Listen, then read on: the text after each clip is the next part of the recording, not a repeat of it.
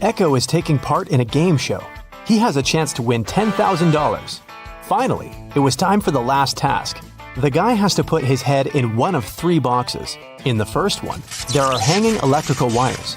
In the second, there are hundreds of Venus flytraps. In the third box, there are dozens of scorpions. Which box should he choose to win the prize and stay safe?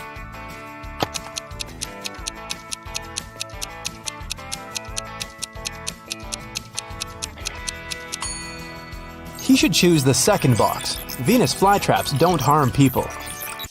Emilia's uncle was a mysterious man working on some secret project in his lab in the basement. He never allowed the girl in. So one day, when the man went to get a cup of coffee, Emilia broke into his lab. The door immediately closed behind her back and locked automatically. The lab was a teleportation machine. It could take Emilia to one of 3 places. The first place was the ocean where the Titanic had sunk. The second one was the city of Pompeii. A volcano erupted there many centuries ago. The last place was the Bermuda Triangle. What is the safest place for Emilia to go?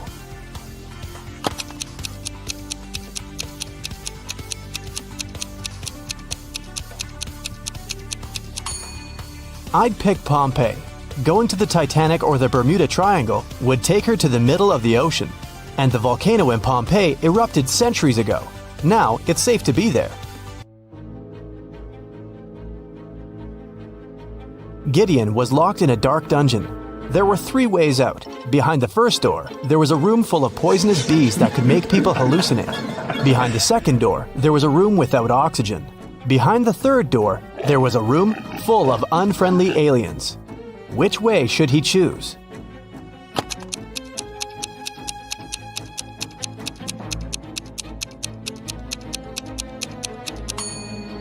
The room without the oxygen seems the most promising option. Gideon can hold his breath and quickly walk through the room. In a quiet neighborhood, someone broke into Mr. Edwards' house at night and stole his collection of jewelry. He reported the burglary, and a detective came to investigate the case. First, he visited the neighbors. The detective asked them what they were doing the night before. Kira said she'd been watching TV all night and hadn't gone anywhere. Abel said he'd been on the plane, getting back from Madrid. He just returned home a couple of minutes ago after a month in Spain. Chris said that he'd been sleeping. After the interrogation, the detective knew who the thief was. Have you figured it out?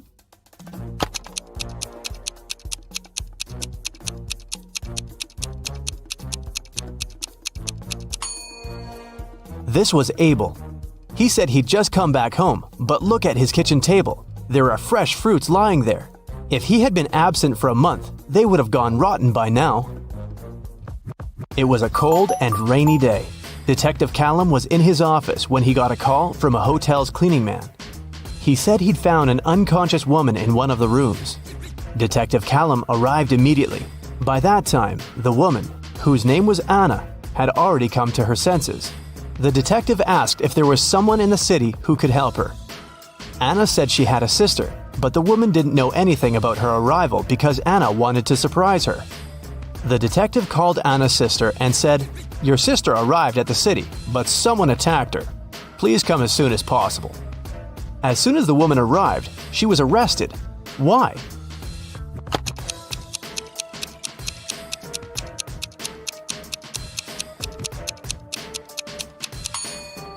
Anna said that her sister didn't know she was going to visit her. Detective Callum didn't specify where exactly the sister should come, but she still managed to find them. For some reason, she knew where the place was. Autumn is an archaeologist exploring an ancient cave. After a month down there, she found a hidden place with 3 chests. One of them had gold in it. But if the woman picked the wrong chest, she'd get locked in the cave forever. The note on the first chest said, "The gold isn't in chest 2. The second note said, "The gold is in chest 1 or 3. And the last one said, "The gold isn't here." Which chest should she open?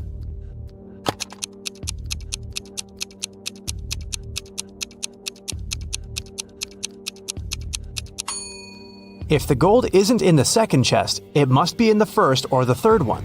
But the note on the third chest claims the gold isn't there, so it must be in the first chest. Ben works at a VIP club. His job is to not let any young or suspicious people in. Every day, some visitors with fake IDs try to sneak in, and Ben has to detect which documents are fake. Here are some IDs. Your task is to help Ben decide if people they belong to can enter. Here, look at this one. What will you say?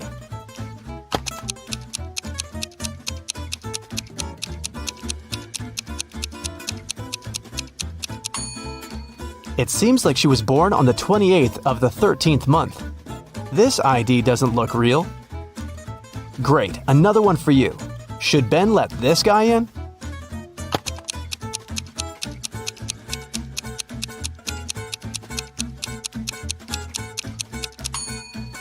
This person is supposed to be 46 years old, but in this photo, he looks like a teenager. I think Ben shouldn't let him in. This is suspicious. What can you say this time? In or out?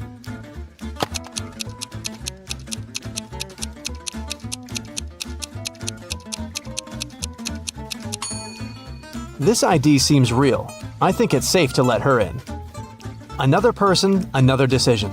Does anything bother you here?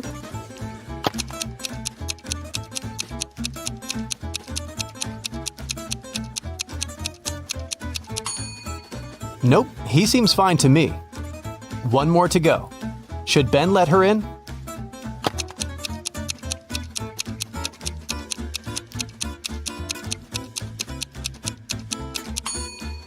Look at her address. Canada, USA? This is weird. I bet it's a fake ID. So I'd say nope.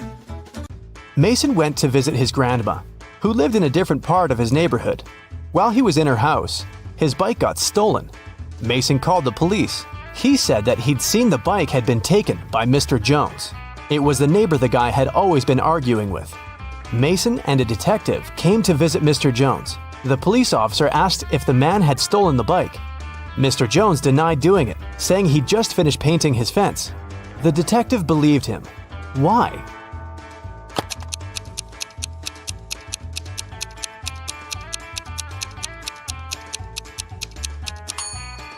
His story seems true. There's fresh paint on the grass by the fence, which proves that Mr. Jones indeed painted it just recently.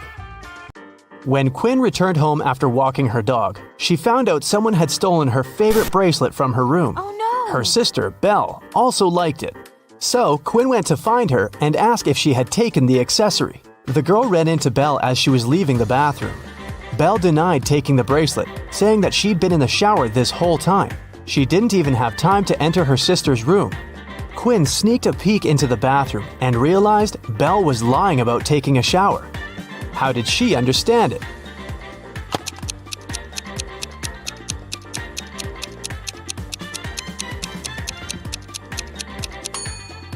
If Belle had really taken a shower, the bathroom mirror would be foggy, but look, it's absolutely clear. The city's richest lady, Mrs. Anderson, came to watch a football game. She was sitting on the best seat in the first row. In the middle of the game, she noticed that someone had stolen her diamond necklace.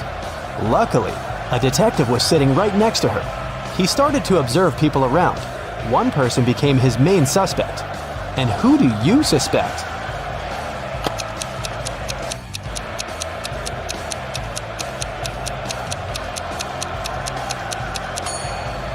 Look, there's a guy dressed as a football player with the number 7 on his back. But as you can see, number 7 is playing the game. Someone must have dressed as a player to blend in. Evie was living with her partner. She didn't want to tell her parents about her relationship yet, so she kept it a secret. Once, her mother came from another city to visit Evie. The girl's partner was on a business trip at that time, so she decided to pretend that she lived alone. And still, her mother could tell that Evie was dating someone. How did she figure it out?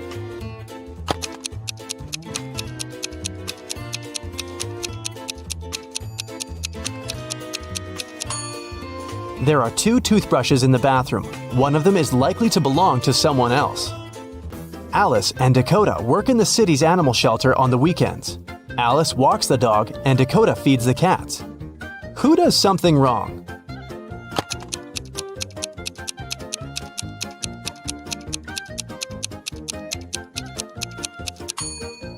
Dakota. She gives the cats dog food. Sophie and Ever are having a picnic in the park. Sophie is talking to her brother on the phone, and Ever is eating berries from a bush. Who is not smart?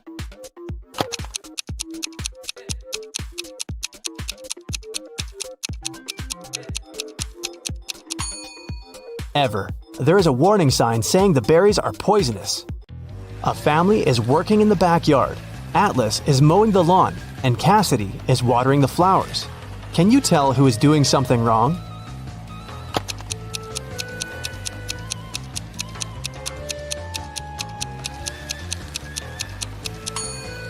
Atlas. It seems that his lawnmower doesn't work properly because the grass doesn't get cut.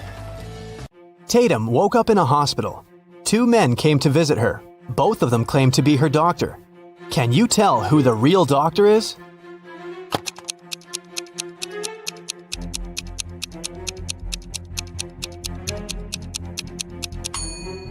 Look, this man's name tag says Olivia, which means the real doctor is on the right, and the one on the left must have stolen someone else's uniform.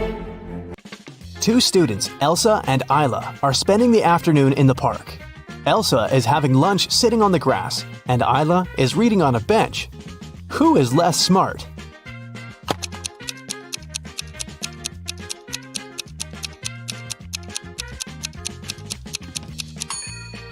Isla. The bench has a sign, wet paint. Mrs. Evans came to a cafe to have lunch and saw her daughter Scarlett sitting at one of the tables. She came up to her and asked the girl why she wasn't at school. Scarlett said that her last class had finished a bit earlier and that she came here just a couple of minutes ago to get an iced coffee. She promised to be gone in 5 minutes. Still, her mother didn't believe her and grounded Scarlett for missing school. Why?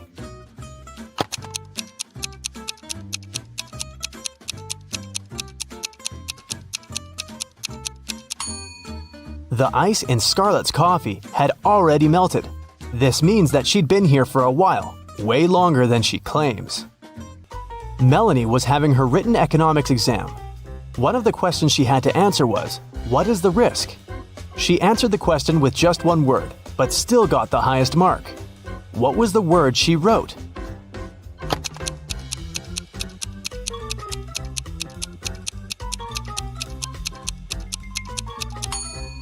She must have written the word this. You're a secret agent undercover. Today, you're gonna visit a small town on a difficult mission. You need to download all the data from computers located on the 60th floor. If everything goes well, you'll get a promotion. Be careful not to make a mistake. The town's on a remote island. Your boss gives you a city map with the target marked on it. You suit up in ordinary clothes, take a flash drive, a flashlight, a lighter, a phone, and a flare. You reach the island in a small boat. You get out on the shore and you see 3 roads marked by signs. There are skyscrapers in the first sign. A hut is in the second one. The third sign has trees in it. Which road will you choose?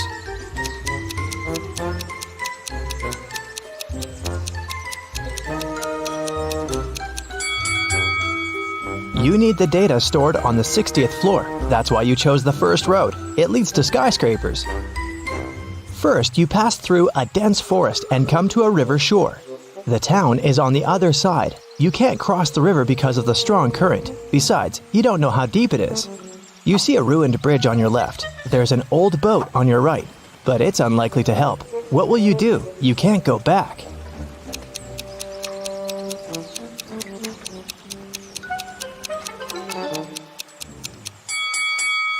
Look, there's a hatch in the grass. It seems to be an underground tunnel passing through the river. You open the hatch and go down. It's dark, quiet, and cold here.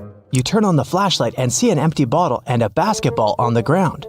You direct the light further and see, wow, it's a creepy girl with long black hair. She's just staring at you, saying nothing. You're scared, but you're not gonna run. This girl is not real. But how did you know that?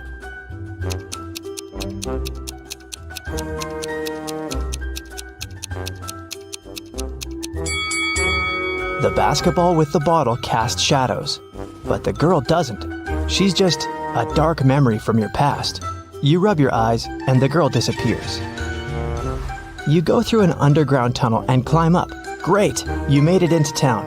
You walk down the street and notice that all the people are looking at you.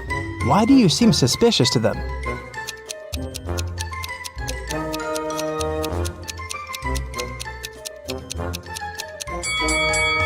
You've just come out of an underground tunnel. Your clothes and face are pretty dirty, so you're gonna stand out a bit.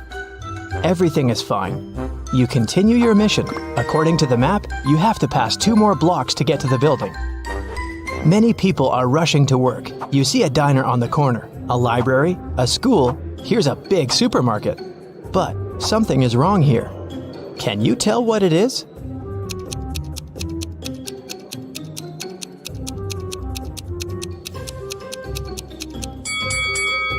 There are no cars on the roads.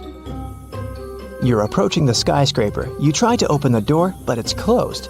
Take a look around and decide how to get inside. You have 3 options: a fire escape, a hatch, and find out yourself.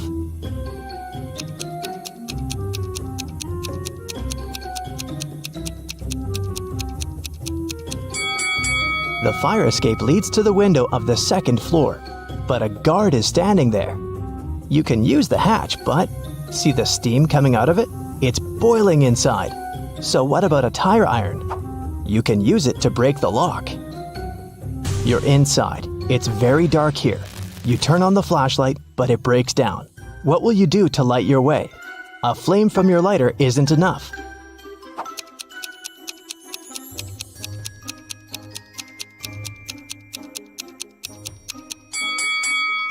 Look at the windows. They're all covered with curtains. Just pull them aside and let the light in. Great. You walk through the spacious hall and hear the flapping of wings. You're looking up. Oh no. Hundreds of bats are flying towards you. You need to hide as fast as possible. There are 3 elevators ahead. Which one will you choose?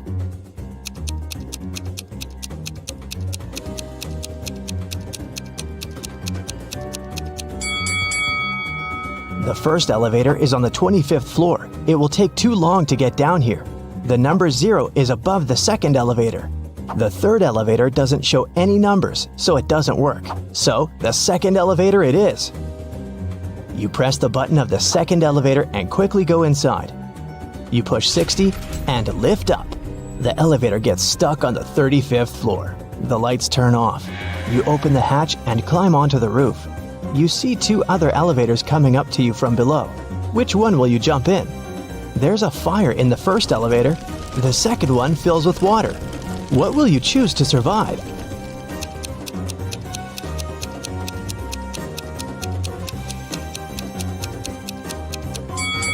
You jump into the 2nd elevator. The water rises higher and higher, but the doors open and all the water pours out. You're on the 40th floor. It seems that using elevators is a bad idea. So you decide to climb 20 floors by stairs. You run 5 floors and smash against the wall made of hardened sand. What will you do? You can't use the elevator. How to get through the obstacle?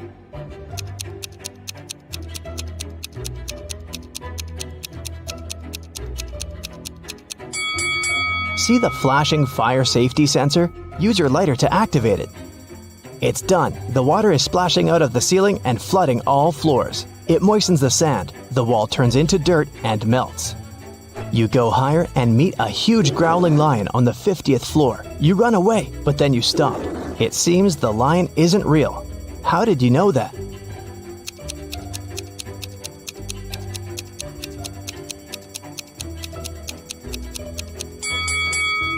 There was a fire alarm. The lion should be wet, but it looks perfectly dry. You come back and see a small box attached to the ceiling. A hologram beam emanates from it. 55 is written on the wall. You have 5 floors left. You're almost there. You're tired and sweating. You sit down on the steps to rest and fall asleep. You open your eyes a couple of hours later, get up and realize you're on the ground floor. The number 1 is on the wall. You look down over the railing and see dozens of stair flights. Then you look up and see the same. How is this possible?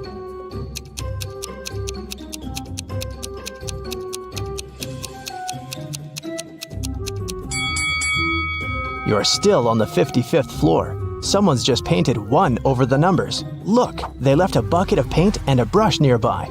You touch the number and feel the fresh paint. You move 2 floors up and meet 2 big guards. They block your way and say, "Only a smart one can pass, so solve our riddle." A young pirate is sailing to an island. A ship with 20 people on board goes towards him. Each of these people has a talking parrot.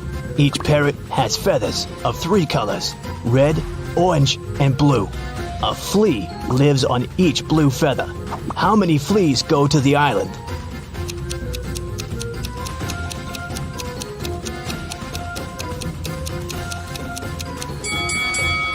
None. The pirate is sailing towards the island and the ship approaches him. So it's going the opposite way. The guards scratch their heads and let you pass. You move another 2 floors up and notice no numbers on the walls. How many floors do you still have to go?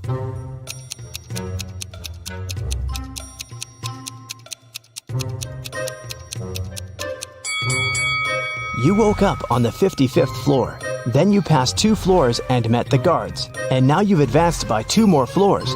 Therefore, you only have 1 left. You run up the stairs, open the door, and it's locked. Of course. You're almost there. What will you do?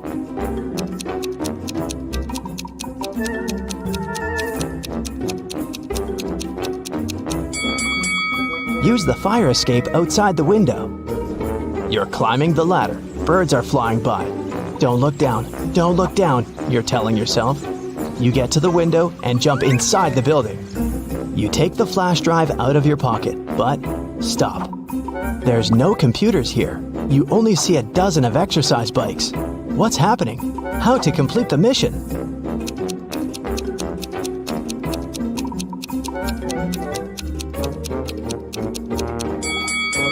You've climbed the fire escape to the 61st floor. You need to go down 1 floor.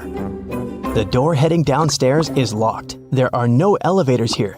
You walk between exercise bikes and touch one of them with your hand. Energetic music turns on. All exercise bikes start pedaling. A female voice from the speaker asks everyone to start training. Whoever cheats will have to stay in this room forever. Whoever pedals fast will get what they want. You don't want to stay in that room, but which bike to choose?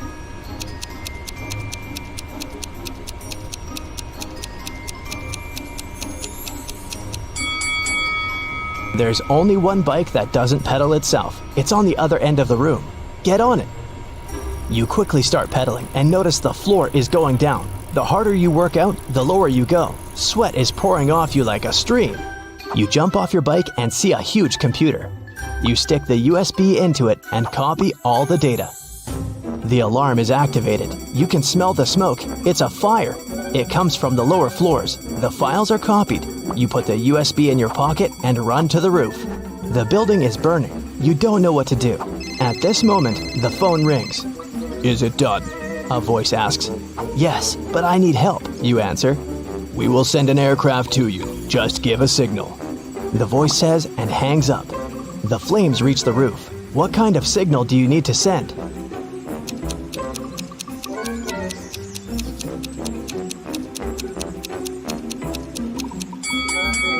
You have a flare, remember? You release the signal rocket in the sky.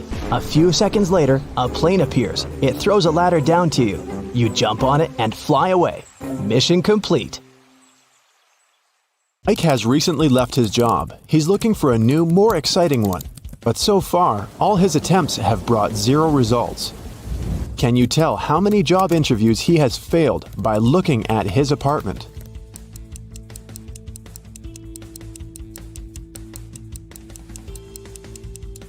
Take a look at this schedule on the wall. In the previous month, Mike marked all working days with green color, and the weekends were red. At that time, he most likely still had his job. And the current month has 6 stickers with the letter I. Ike has most likely attended 6 interviews. Mike was losing hope when he found a weird letter in his mailbox. An elegant little note said, "If you manage to figure out our phone number, call us. We'll offer you a dream job." Can you help Mike see the number?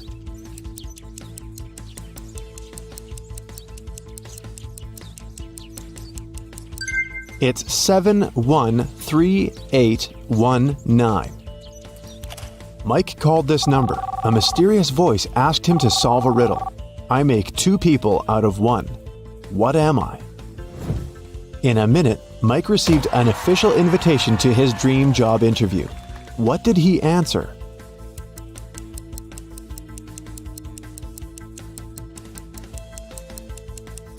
A mirror. When Mike arrived at the meeting location, he found a large, gloomy building in the middle of nowhere. The door slammed shut behind the guy's back as soon as he got inside.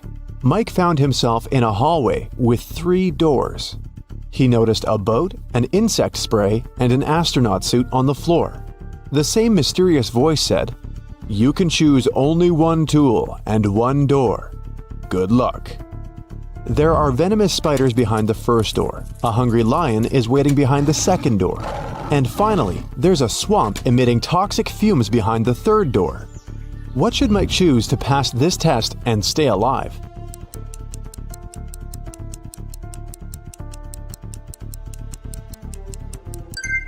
He should pick the astronaut suit and the first door. Spiders won't be able to bite through the suit. In the next room, the voice offered Mike to have a coffee break, but the guy had to choose wisely because only 1 type of snack was safe to eat. Can you help Mike pick the right food?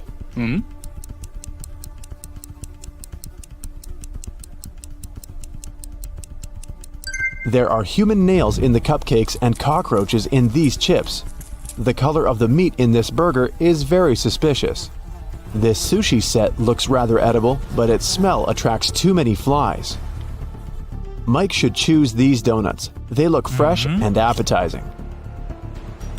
The cafeteria was filled with people. The voice told Mike to find a thief among them. Can you help Mike get some bonuses for his attentiveness?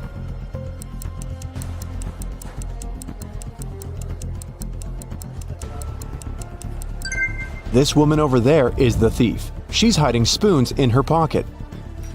After lunch, Mike headed for the next room, but before the guy got inside, he had to solve a riddle to open the door. Some will use me, others will not. Some remember me, others forget. I can't be picked up off the ground or tossed into the sea. You can only gain me with time. What am I?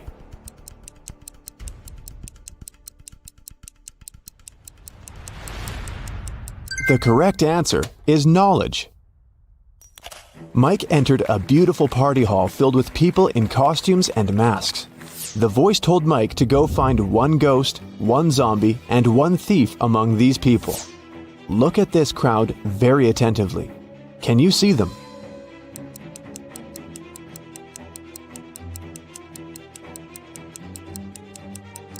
The guy over there doesn't seem to have legs, and he's levitating. He must be a ghost.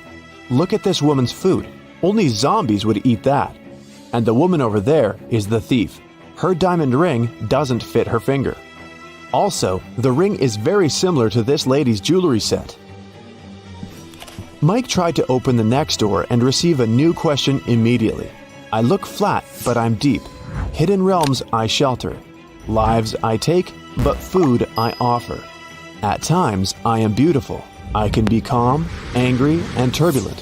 I have no heart, but I offer pleasure and freedom. No man can own me, yet I encompass what all men must have. What am I? Mike solved this riddle and entered the next room. Have you figured out the answer too?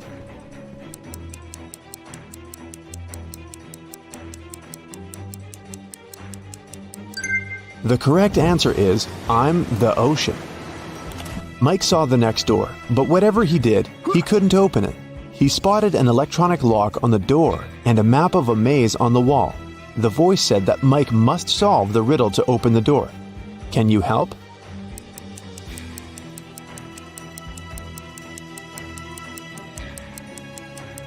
If you go through the maze from start to finish, you'll get 6251.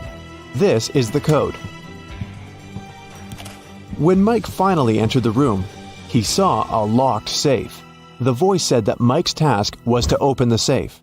What buttons should he press?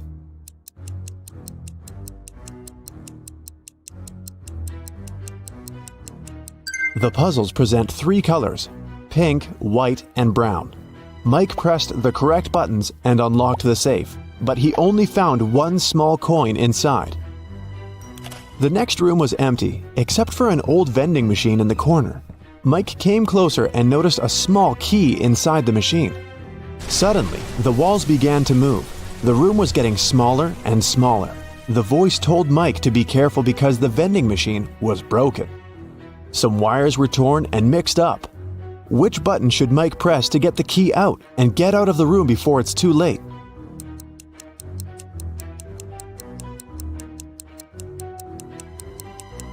Mike should use the coin from the previous challenge and press the 4th button.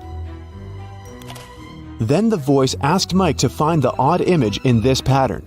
Can you help the guy?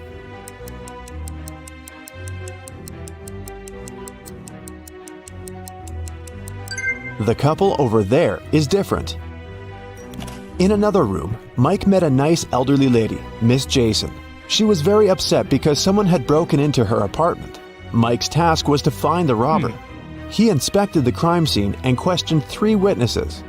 The cleaning lady, Sarah, said that she'd finished her work at 11 p.m. and left. Billy, a passerby, said that he'd seen a suspicious man in a mask in Miss Jason's window. Kelly, the neighbor, was visiting her boyfriend in another city. Who's lying?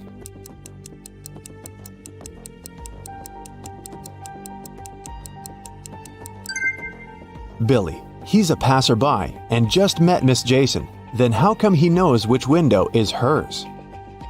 It got very dark outside, but Mike's weird quest continued.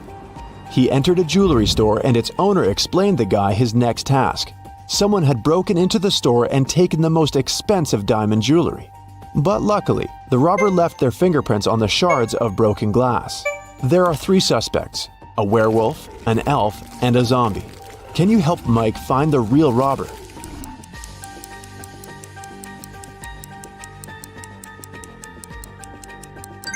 It was the elf. He's the only creature among them with human-like fingerprints. Another door led Mike into a creepy lab. There, he saw a mad scientist playing a strange game with his patients. He asked them to choose between 2 pills. One of them was a harmless capsule with vitamins, while the other one was a sleeping pill. Somehow, the scientist managed to get the harmless pill every time he played this game, and his opponents always fell asleep. How was this possible? And what should Mike do to pass this test?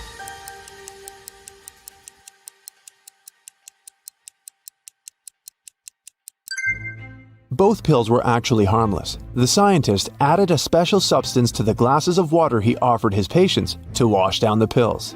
So, to stay awake, Mike should switch the glasses or simply refuse to drink any water. The next door was locked, but Mike saw 6 buttons with the images of a candle, fire, gloves, scissors, an apple, and a light bulb. The voice said, "I was carried into a dark room and set on fire. I wept, and then my head was cut off. What am I?" 1 minute later, Mike was already walking towards his next challenge. What button did he press to open the door?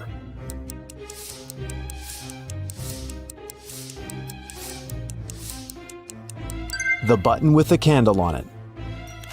Suddenly the lights went out. Mike slipped and fell into a swimming pool. Someone turned the light on again and Mike saw 3 identical ladies in the pool. All 3 of them looked like ordinary women and claimed to be human. But in reality, 2 of them are mermaids. How can Mike find the real woman among them?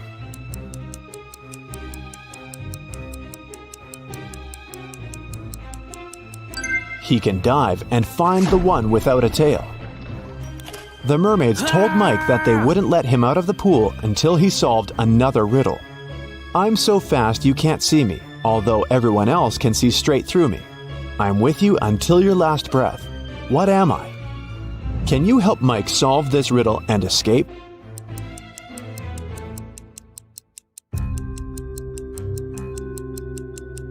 The correct answer is the blink of an eye. The mermaids let Mike go, and he entered the next room. On a huge screen, there were 2 guys. The first one was taking a selfie with a tornado. The second one was standing under an umbrella in the middle of a thunderstorm and taking pictures. Mike had to decide whose behavior is riskier.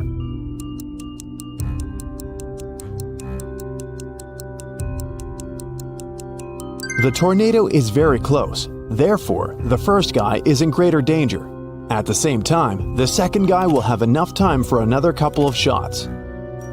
In the next room, Mike saw 5 zombies behind bars. All those guys were suspected of stealing a car. Mike had to decide which of them was the thief. Have you guessed?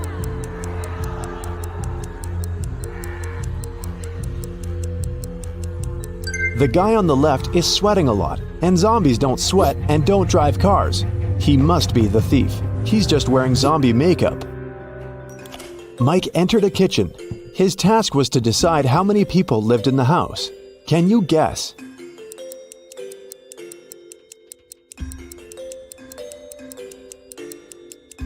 Three people. There are 3 different drinks on the table and 3 chairs. Now look at this bathroom. How many people live in this apartment?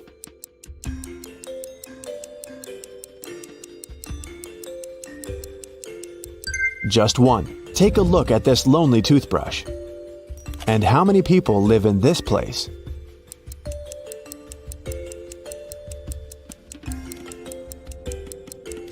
Two people.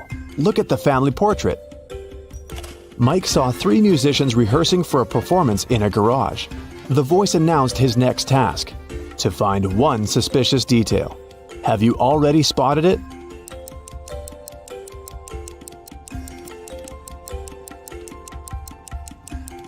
There's something wrong with this fire extinguisher. Finally, Mike found himself in an ordinary street. The voice said they had only one last question. What's the time?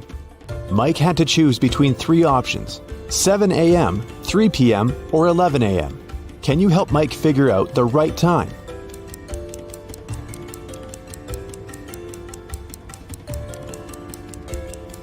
The correct answer is 7 a.m. The streetlights are still on, but the sun is casting shadows from the east. Congratulations, Mike. You're hired.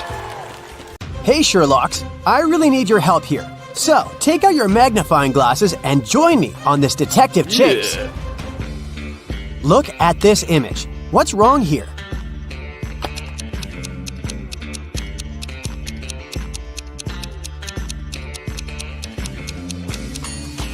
These guys seem to be playing tennis, but they're using a tiny football. Now, how about these people? One of them is from the future. Can you figure out who it is? Be very attentive.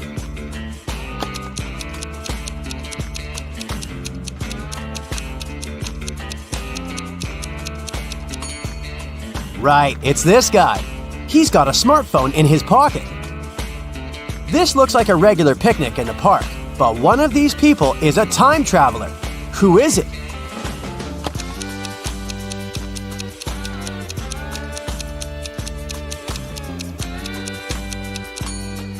It's the guy with a USB port in his arm. A sailor has a piece of fabric that is 16 feet long. He cuts 2 feet of this fabric per day. How many days will he need to cut the whole cloth?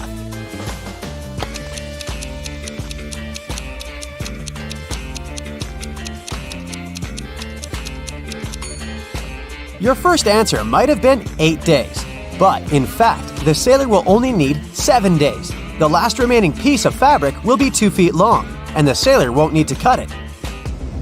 Adam's car has broken down right in the middle of a deserted forest road. But the worst thing? It's winter. Snowdrifts are huge, and the wind is freezing cold. Adam has to get to the nearest town, and fast. But if he follows the first path, he'll have to deal with hungry wolves. The second one goes through an area inhabited by bears. And if he takes the third road, he'll have to cross a river covered with thin ice. Which is the safest way?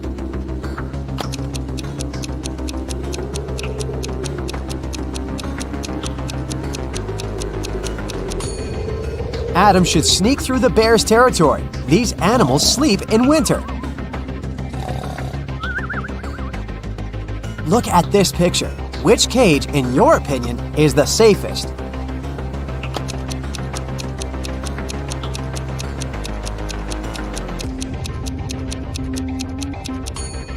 It's the last one. Even though a scorpion sting is painful, it's rarely life-threatening.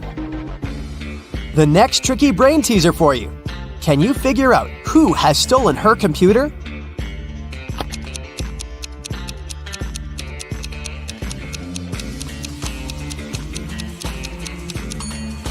It's definitely the girl on the right. Look at the strange shape her hoodie has taken. One of these girls is a wanted criminal. But which one?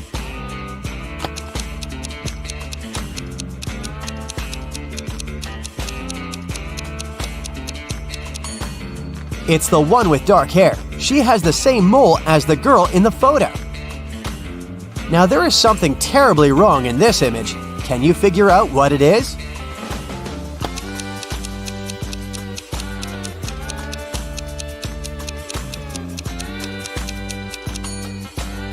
Look at that snowdrift near the cactus on the right. It's a desert. What is a snowdrift doing there? Look at these people and try to figure out who will divorce soon.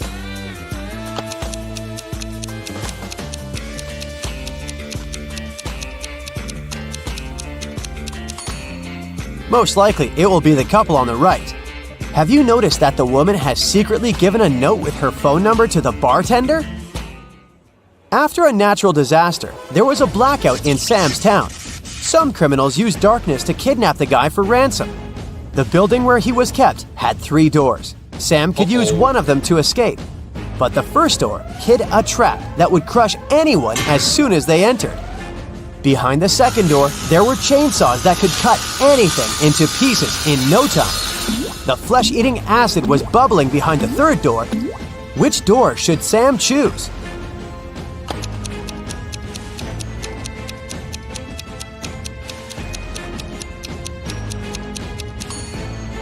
Chainsaws can't harm the guy because there's no electricity in the town, remember?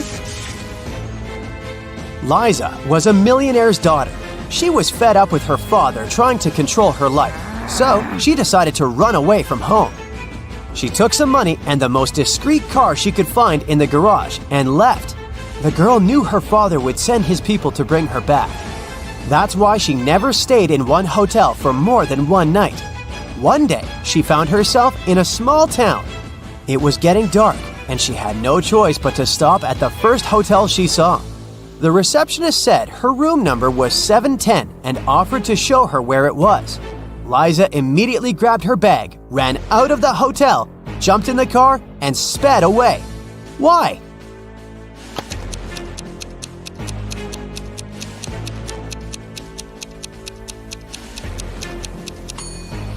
The first digit of a hotel room number usually means the floor it's on.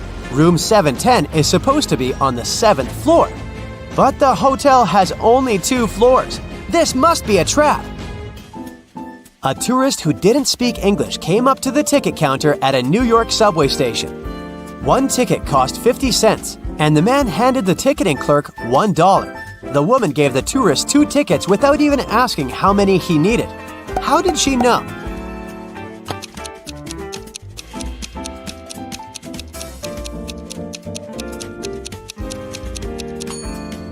The tourist gave her 4 quarters, and she immediately realized that if he needed just 1 ticket, he would have just given her 2 quarters. Ice melts when you heat it, but if you heat me, I'll become solid. Can you figure out what I am?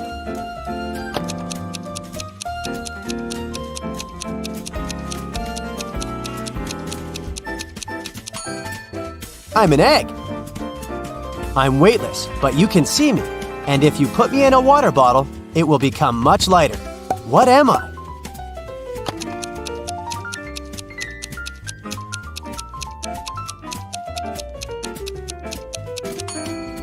Right you are. I'm a hole. After having had a fight with a powerful wizard, Louisa found herself trapped in a medieval castle, far away from civilization. She couldn't escape. Jumping out of the window was out of the question because it was too high above the ground. And the only tree growing next to that window wasn't sturdy enough for the girl to use it to climb down. At the same time, in the room where Louisa was locked, there were 3 doors. One of them could lead the girl to freedom, but behind the first door, a fire was raging. The second door held back hundreds of venomous snakes. And behind the third door, there was a maze filled with animal traps. Which door should Louisa choose to escape?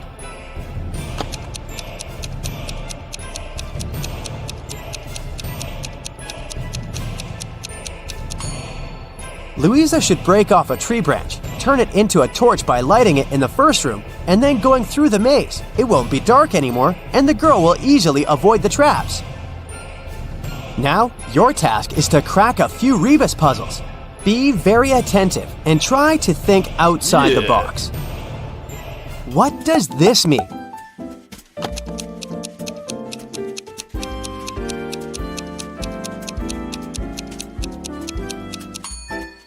Right, that's Big Sister. How about this rebus puzzle?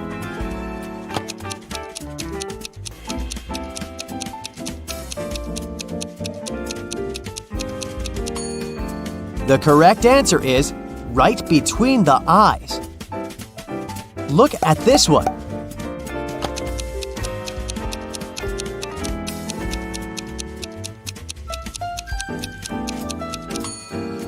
That's good afternoon. What can you fill if your hands are empty?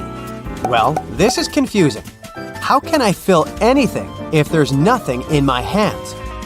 You'll probably be able to figure it out.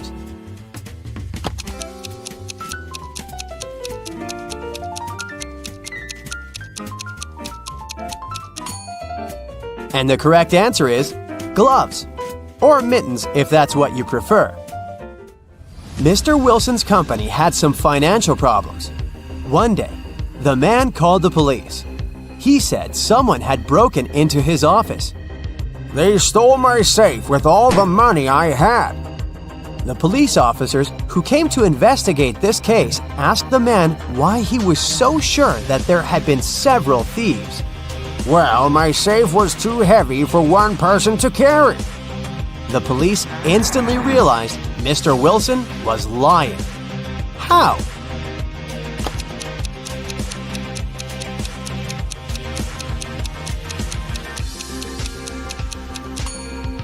If the safe had been indeed so heavy, it would have left some dents on the carpet, but the floor covering is perfectly smooth. Detective Martin was choosing a diamond ring for his fiancée when a man in a black mask ran into the jewelry store. He made all the visitors lie on the floor and took the most expensive jewelry and money. After that, Detective Martin saw the man get on a red motorbike and speed away. The detective jumped into his car and set off on a chase. Soon, he came to a crossroads. Where should he go now? Suddenly, Martin saw a car coming from the opposite direction. He asked the driver if he'd seen the red bike. No, I've only seen a silver convertible. Then, the detective saw a gray car approach from the left.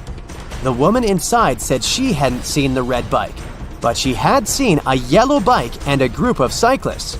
And the man who appeared from the right told Detective Martin he'd only noticed a large blue truck. Where is the robber?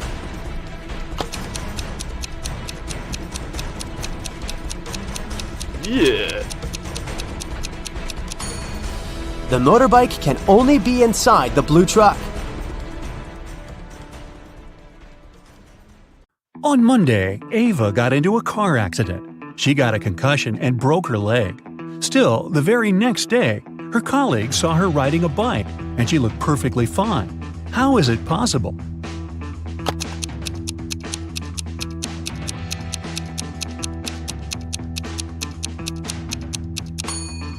Look, the girl who got in the car accident has a tattoo on her ankle.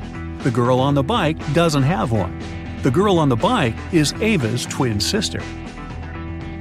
Elio is a student living alone in his college dorm room. One Friday night, there is a party in the dorm, and everyone from campus was invited. In the middle of the party, Caden found Elio poisoned in his room. A detective arrived for investigation. The three main suspects were Amelia, Giselle, and Max. All of them denied entering Elio's room. Who is guilty?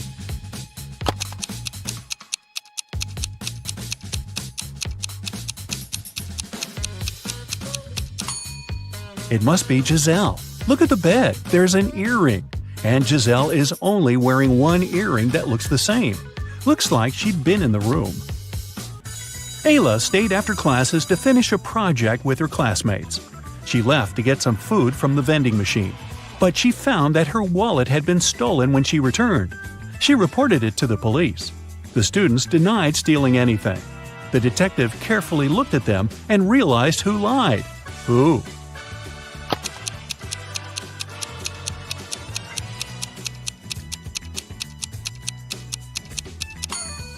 Ayla. She went to get some food, which means the wallet was with her and no one could possibly steal it from her. A rich lady, Ms. Geneva Bell, was having fun in a club. In the middle of a party, she felt someone stealing her $1 million diamond necklace, but the person disappeared immediately. She instructed the security not to let anyone out and call the police. When the detective arrived, the security man said he didn't let anyone out, but saw a man sneaking out through the back door. The guard was arrested. Why?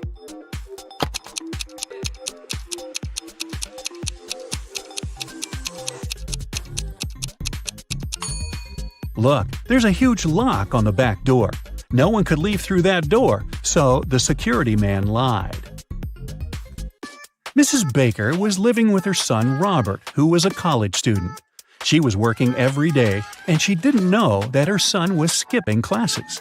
One December morning, as usual, she left for work. When she returned, she realized that her son didn't drive to college, but she knew he had classes that day. How did she find it out?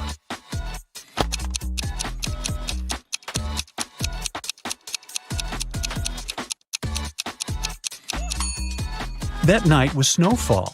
When Mrs. Baker left for work, Robert's car was covered in snow. When she returned, it was still covered in snow. If Robert had driven to college, he would have cleaned the car, or at least the windshield. Esme was having a walk in a forest. In the evening, she headed home. There was one path that would take her home, but she took the other one leading to the witch's house. The witch and her grandson, who was staying at his grandma's, welcomed Esme. This time it was Esme's turn to make up a riddle. If they don't solve it, they'll have to give her the cat. I have two classmates who are identical twins. Inez was born in 2003, but Betty was born in 2004. How is it possible?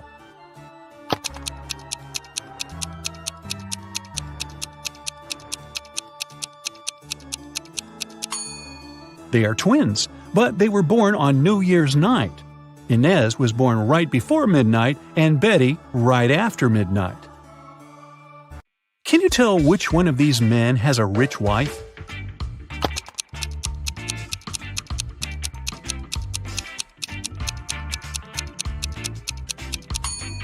The one on the left doesn't even have a wedding ring, so I'd say it's the man on the right.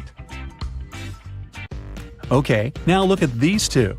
Who do you think has a dog?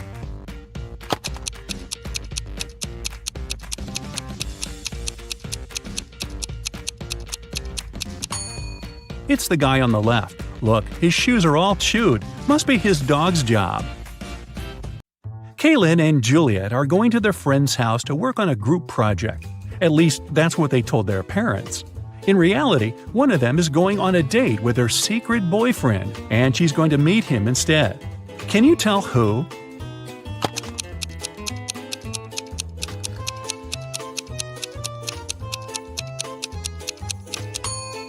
It's Kaylin. She's dressed too well for a study date, and no one normally wastes red lipstick for a group project. Amanda spent the whole summer in the countryside at her grandparents' house. Finally, she returned to her town, and two of her best friends came to the train station to meet her. Can you tell which one of the guys is secretly in love with her?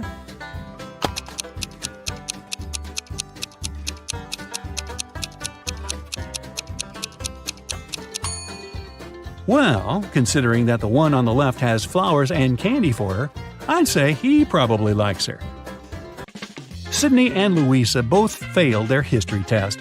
Their mother grounded them and made them study all weekend. She was occasionally walking in the room to check on them. So she walked in again. Can you tell which teenager wasn't studying?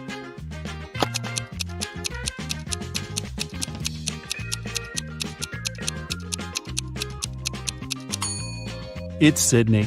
She's holding the book upside down. She must have grabbed it when she heard her mom walking in to pretend like she was studying. Look at these guys doing some housework. Who's not smart?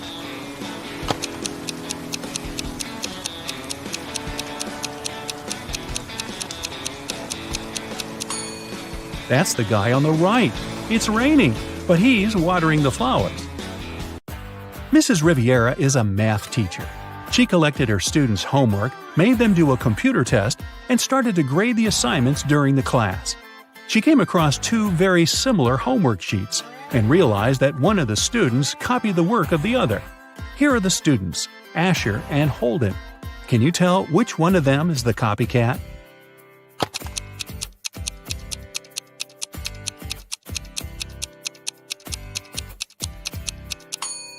It's Asher. His hands are covered in fresh ink, which means he probably just did his homework right before the class. Mr. Reed came back home at night after another long shift. His wife was still up. He kissed her and went to bed. Mrs. Reed had been suspecting that her husband was cheating on her for a while already, and this time she wanted to know for sure. She decided to check his pockets. The next day, she told her husband that she knew he was cheating on her. Why?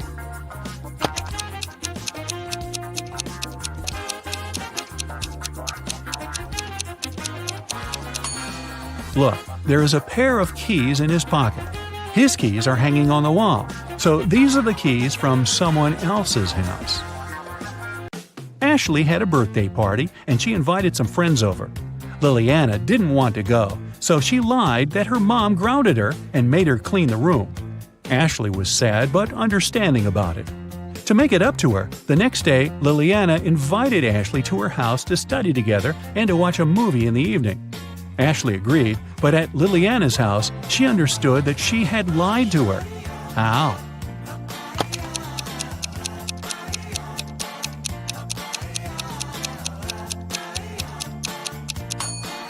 Liliana's room is still messy. If she had cleaned it the previous day, it'd be neat. A famous rich writer was living alone in a mansion and never went outside. The only people she ever saw were her cook, her gardener, and a cleaning man.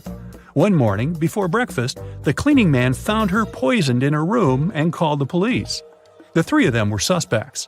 The cook was watching a cooking blog on YouTube. The cleaning man said he just came to start the job when he found the lady. The gardener was in the garden planting some flowers. Who poisoned the lady?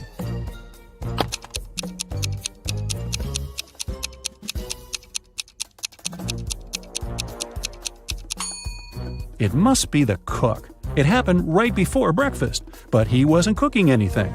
He knew the breakfast wouldn't be needed that morning. It was summer break, and Ariana's friends invited her to go camping. Ariana wasn't really into camping, but didn't want to admit that she'd rather stay at home and watch TV. So she said that her parents invited her to go to Greece. In reality, she stayed at home and was binge-watching TV shows. Her family sent her a vacation photo. Ariana photoshopped herself there and sent it to her friends. When her friends saw the picture, they realized that Ariana wasn't in Greece. How?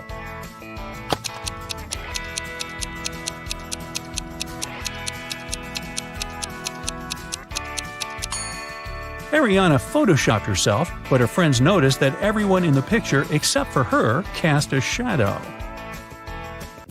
Hallie works at a gas station in a city suburb. It was calm and quiet there. One day, she only had 3 customers. The first one got something to drink. The second one got some chocolate bars, and the third one just paid for gas. One of them was a criminal, and Hallie reported him to the police. Who was the criminal, and how did she understand it?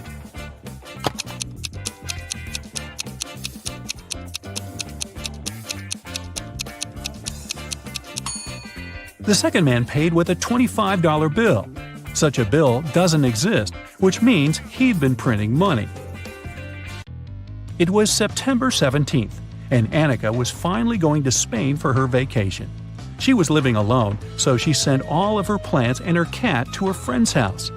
On September 27th, she came back home. When she walked in, she realized that someone was in her house while she was away. How did Annika understand it?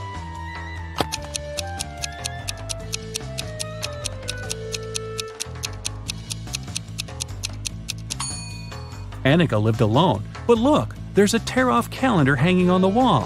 When she left, it was September 17th, but now it shows September 27th. This story happened a couple of centuries ago. Henry and Caroline were dating, but their families were against it. One day, Caroline's family decided to take her away to another city, but they didn't tell her which one. Henry and Caroline knew it was one of the two big cities nearby, Paris, which was on the left, or Berlin on the right.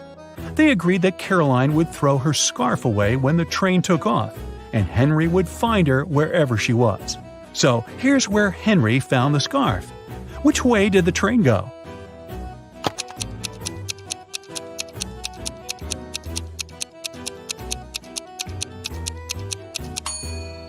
If you throw something from a moving train, it flies in the opposite direction.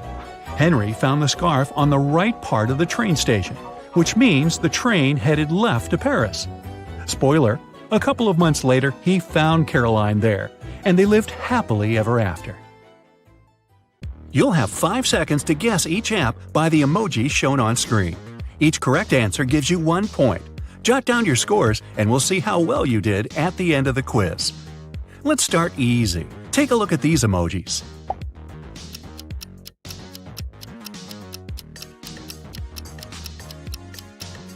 It's the most downloaded app of 2021. It's TikTok. Another simple one to ease you in.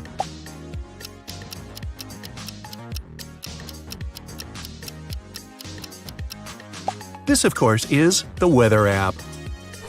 How about this one next?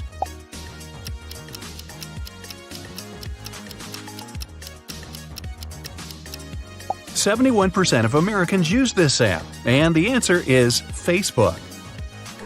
We have these emojis for number 4.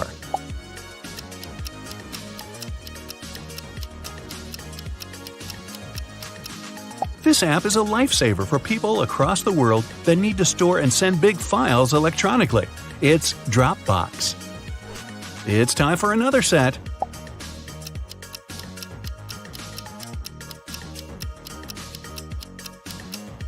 This is the Apple app that loads of people use to surf the web, Safari. Which app do these emojis stand for?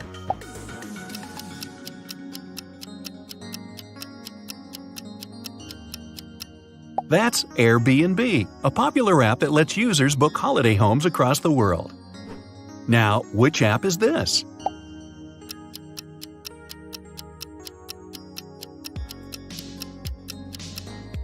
This one is PayPal, a handy payment service used by many websites. Take a look at this pair of emojis.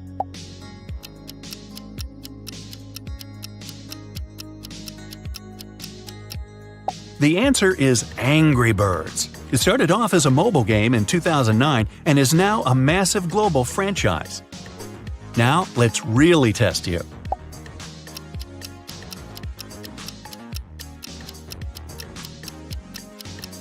Sound this one out and you get Tinder, otherwise known as Tinder, the dating app that's already made over a whopping 55 billion matches. Next up, we have this.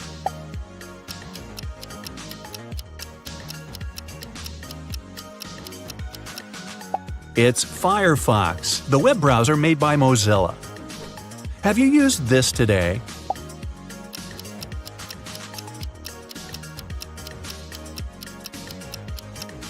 This one, of course, is Netflix. Now, turn your attention to this one.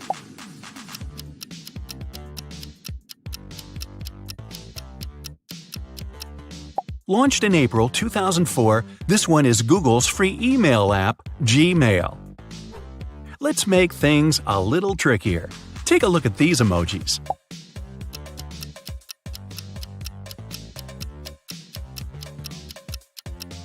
It's the world's most popular shopping app, Amazon.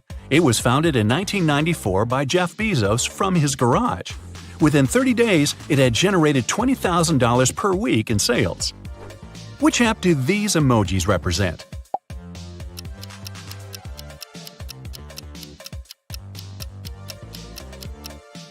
Now, who hasn't heard of Snapchat? Check this one out.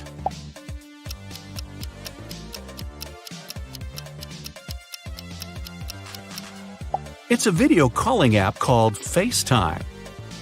This app is super famous.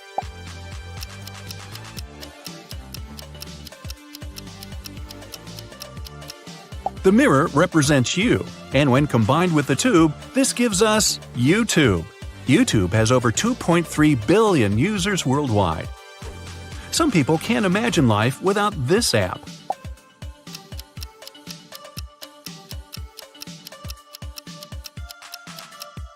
These emojis represent Instagram. There are around 1,000 photos uploaded to Instagram every second. Next up,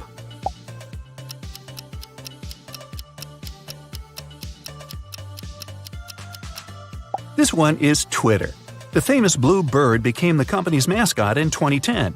It symbolizes the freedom and endless possibilities that supposedly come with Twitter. Okay, now it's time to really test you. Take a look and guess the app.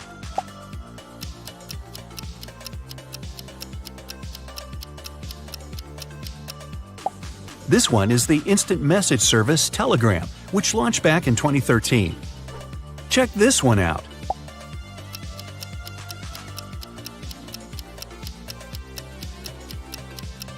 If you've got this one, I'm impressed.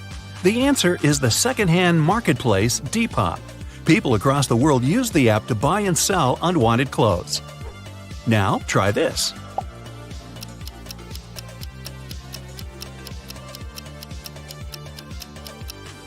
This one is Facebook's dedicated messaging app, Messenger. Next up, let's go back to an easier one.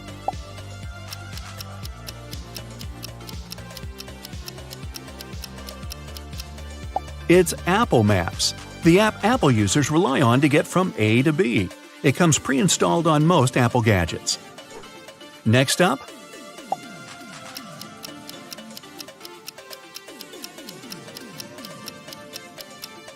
spell it out and you get W plus hats plus apps, which equals WhatsApp. Check this one out.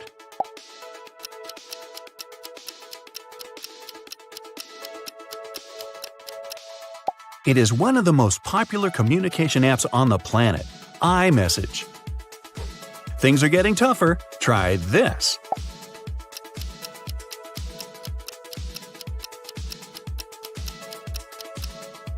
This one is food delivery app Postmates. Think you're an expert now, huh?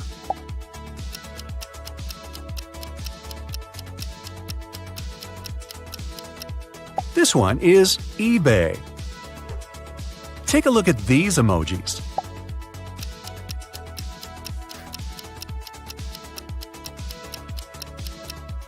The answer is Google Drive, an app many people use to store and share files with their colleagues. Another toughie.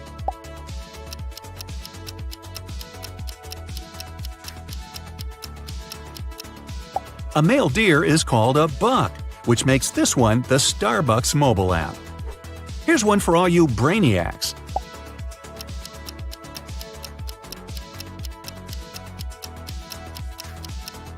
Loads of people use this popular card game app to pass time. It's Solitaire. Next up,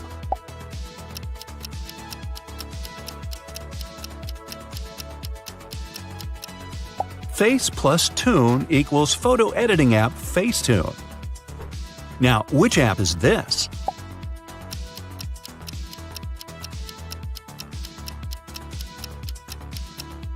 This one is the Domino's Pizza app. Domino's stores across the globe sell an average of 3 million pizzas a day. Take a look at this one.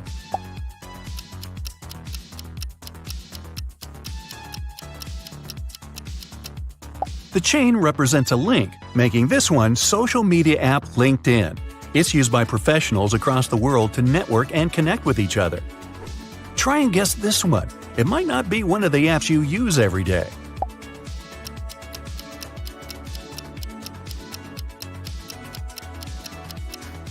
You can use this app to record yourself singing. This one is Voice Notes. We're almost at the end, but let's squeeze a couple more in.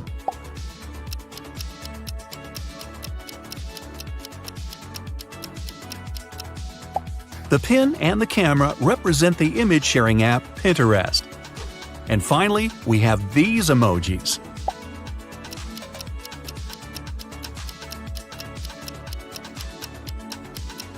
Subway plus Surfer gives us Subway Surfer, which is now one of the most downloaded gaming apps of all time. It has over 1 billion downloads. That's the end of our quiz, so let's see how well you did. Out of a total of 35 apps, if you got between 1 and 10, it looks like you're not an app enthusiast. If you scored 11 to 24, you're pretty familiar with your apps but have a bit more studying to do. If you got between 25 and 35, congrats! You're a technical whiz and a prize-winning decoder. Looks like you can't get enough of your phone. Kitty runs a dance show. She arrives in Finland with the 3 best dancers to perform during the Christmas holidays. On the first day of their trip, Kitty was found unconscious in the hotel room. Doctors claim that someone had poisoned her. The police interrogate all the dancers. Kira says, "My colleagues and I left the hotel early in the morning to explore the city, and Kitty stayed in the room for a conference call. I had a date with my online boyfriend, Mikkel." Pam says, "I went to the beach to sunbathe and swim. When I returned, I saw Kitty on the floor." And April says, "I went to the museum alone. Nobody wanted to join me." Who's lying?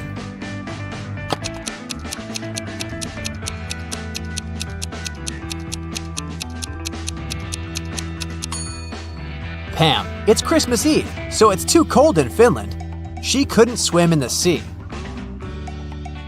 Oh no! The police arrested Pam, and now Kira and April urgently need to find a new dancer for their show. They look through some profiles online and select these 3 ladies, Deborah, Sally, and Lily. But only one of them isn't fake. Can you guess who?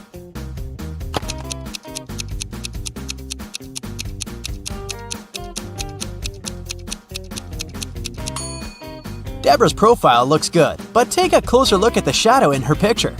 Her head is photoshopped to a different person's body, therefore, she's fake. And according to the 3rd lady's birth date, she hasn't been born yet, so they should choose Sally. April, Kira, and Sally are performing in a music hall, but first, they go to the dressing room to prepare. Suddenly, the local security guard comes in and announces, "Stay where you are! We have to recheck all the luggage! There's a runaway criminal among the actors." Here's the luggage left by 4 guys who are playing Santas. Can you spot the criminal?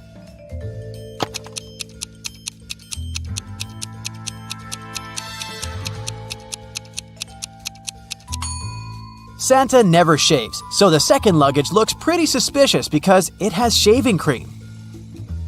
The remaining 3 Santas open the performance. They look absolutely identical in their costumes.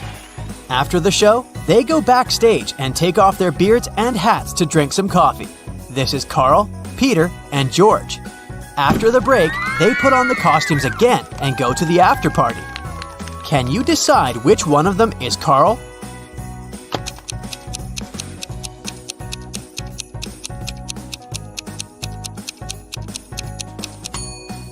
Carl was mixing sugar in his coffee with his left hand. It means that he's left-handed. And this Santa signs an autograph with his left hand. Therefore, he's Carl. After work, Kira and April go to the local parade. Can you help them find a sheep among all these Santas?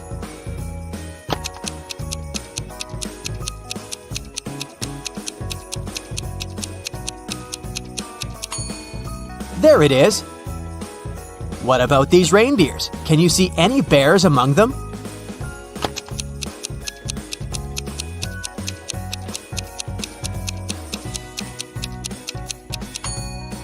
Hello? Kira and April enter a shopping mall and face 4 Santas buying gifts for their families. Meanwhile, the mall security guard receives a call from the police. A mysterious thief in a Santa suit has robbed multiple gift shops. They figured out that this mall should be next. The guard asked everybody to stay where they are. Can you help him find the criminal?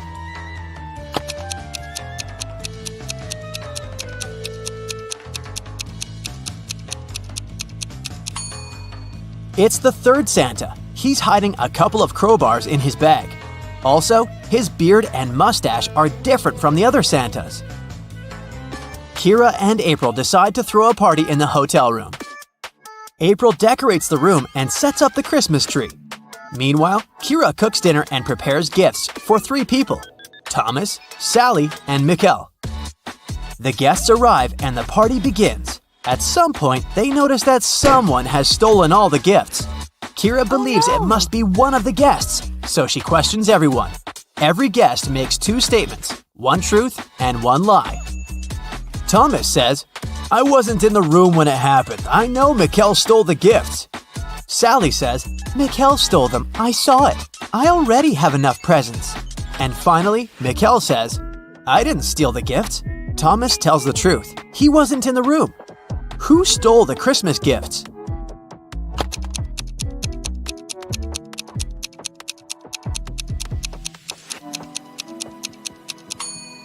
If Thomas is the thief, both of his statements would have been false, and if Mikkel is the thief, then all of Thomas's statements would have been true. Therefore, Sally stole the gifts. Frank is staying in a hotel room next to Kira. The day before Christmas Eve, she knocks on his door to borrow some toothpaste. The door is open, and Frank is lying unconscious on the floor. Later that day, doctors figured out that he was poisoned. Kira questions 3 people. All of them are Frank's roommates. Jeff says, "Today I've had dinner with my girlfriend. I only saw Frank in the morning, and he was feeling great." Thomas says, "We had breakfast with Frank in his room this morning. He was in a great mood." And Ellie says, "I've just returned. I had to buy gifts for my family, so I've been shopping all day." Who poisoned Frank?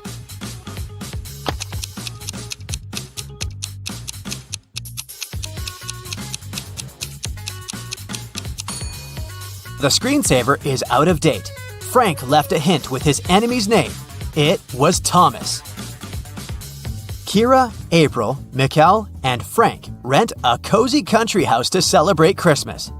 April bakes gingerbread men cookies and leaves them to cool down on the kitchen table. She hasn't applied the frosting yet. So, she asks the others to stay away from the cookies. April goes upstairs to change. In 10 minutes, she returns and sees that someone took a bit off every cookie. April gets furious. She asks the others, "What were you doing within the last 10 minutes?" Mikkel replies, "I was building a snowman outside. I have no idea what was going on in the house." Frank says, "I was decorating the Christmas tree with these balls." And Kira replies, "I was watching my favorite movie in the bedroom. It was so loud that I didn't hear anything." April already knows who's lying. What about you?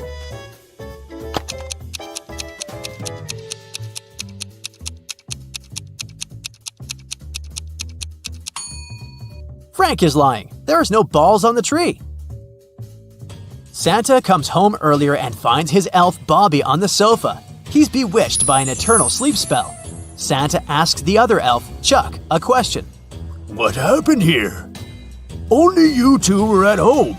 Chuck replies, We were packing the gifts and decided to have a lunch break. Suddenly, I heard a loud sound outdoors and ran out to see what was up. I spent about 20 minutes there, and then I returned back home. Bobby was already unconscious. Santa calls Chuck a liar. Why?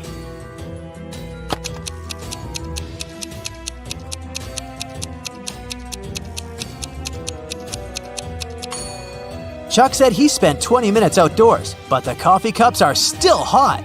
He bewitched Bobby and staged the scene. Kira comes home to her family's house. She's looking forward to eating the walnut cookies she bought at the airport, but she has to eat them outside because her mother is allergic to all types of nuts. After a while, Kira looks inside her bag and sees that all the cookies are gone. Kira suspects her brothers, so she asks, Who ate my cookies? Dylan replies, I was making apple pie with Mom. Paul says, I was decorating the living room. Kevin says, I was making a sandwich with peanut butter for Mom. And Ralph says, I was just watching the TV and eating my popcorn.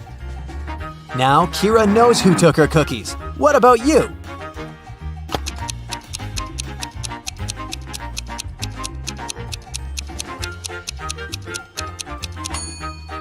Kevin is lying. They have the same mother, and as we mentioned earlier, she's allergic to all nuts. During the family dinner, Dylan receives an email and begins to cry. Kira asks, "What's wrong?" Dylan replies, "I'm a beginner photographer and I've sent my best picture to the photo contest. I was expecting to win the first prize, but they disqualified me. Can you figure out why just by looking at this picture?"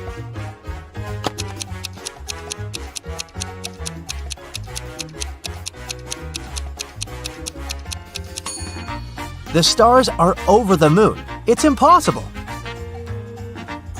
Kira is looking for her mother all over the house, but someone used black magic to turn her into a statue. There's a note nearby. It only has a question mark written with green pencil. Kira decides to question the Green family next door. Zelda says, "I was painting in the attic as usual." Oliver says, "I was cooking soup for my family." Mark says, "I was looking for my missing cat downtown." And Wanda says, "I was playing video games in the basement and heard nothing." Who cursed Kira's mom?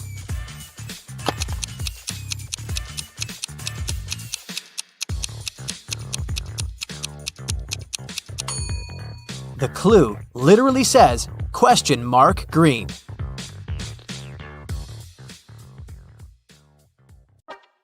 Rachel had been dreaming of becoming a famous actress. Finally, her dream was about to come true. A famed talent agency had invited Rachel for an interview.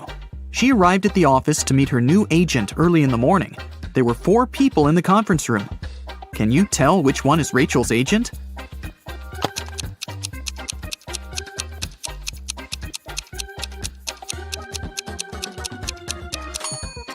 This guy is the only person who doesn't have an employee badge, so he's probably a guest. This man is wearing a classy, expensive suit, but he brought coffee for everyone, so he's an assistant. This lady's mug says "World's Best Lawyer," so she's probably responsible for legal issues.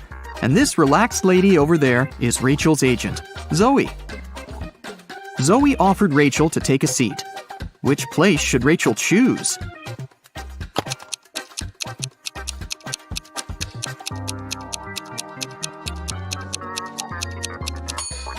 This chair is missing one leg. Someone has spilled coffee on this chair. The barista has written "The Boss" on the drink in this cup and left it on the table next to this chair. And someone has left a sweater on this chair. So, Rachel has only one option, and here it is. First of all, Zoe decided to check how smart Rachel was and offered her this puzzle. She used 3 pencils to make this triangle. Rachel's task was to create a perfect square by moving just 1 pencil. Can you help her?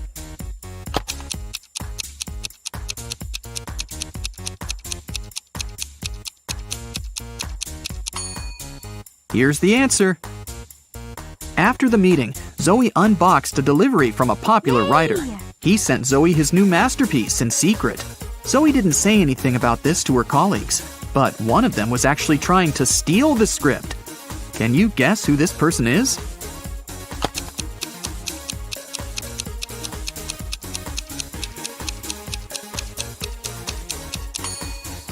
It's the assistant.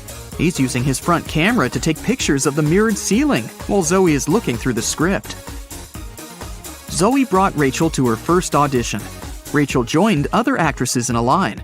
They were all competing for the lead role in a new series. The main character had poor eyesight, so all actresses put on fake glasses to get into character. Rachel didn't do well enough, and another actress, Sally, got the job. Rachel was very upset. But suddenly, Sally fell to the floor. She was unconscious, and Rachel called an ambulance. Doctors said that someone had poisoned Sally. But all the actresses ate the same snacks and drank the same water. Doctors checked the food, and it was fine. Can you guess what happened there?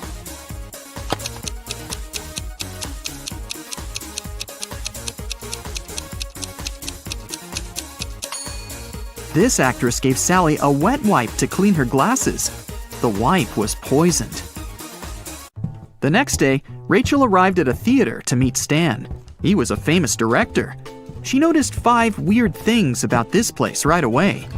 What about you? Can you see them too?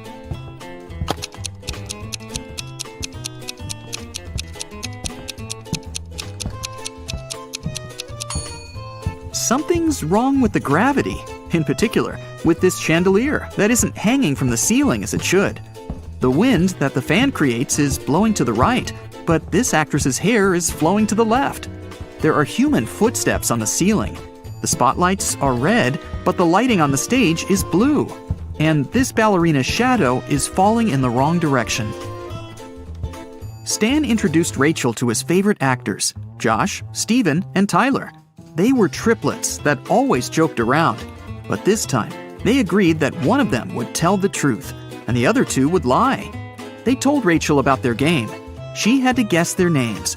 The first guy said that he was Josh. The second introduced himself as Steven, and the third guy said, "The second person always tells the truth." Can you figure out who is who?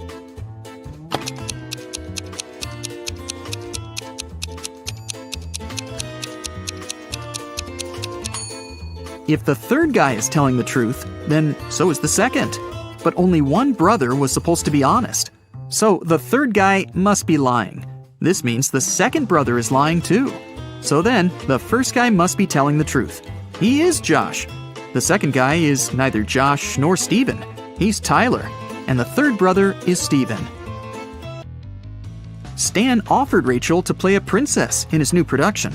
Rachel went to the dressing room to apply makeup. Suddenly, she heard a scream.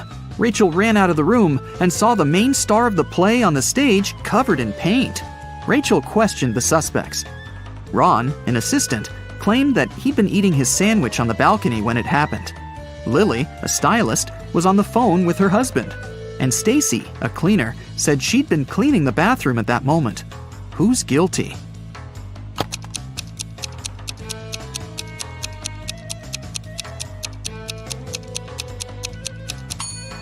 Ron. He's holding a sandwich, and it's still unwrapped. Now that Rachel got a job, she needed a place to stay in Hollywood. She started looking for an apartment and went to 3 agencies. Each agency showed her one apartment. Rachel liked them all, but when she examined the apartments, she realized that there were scammers among the realtors. Rachel looked at the documents attentively. Which apartment should she choose?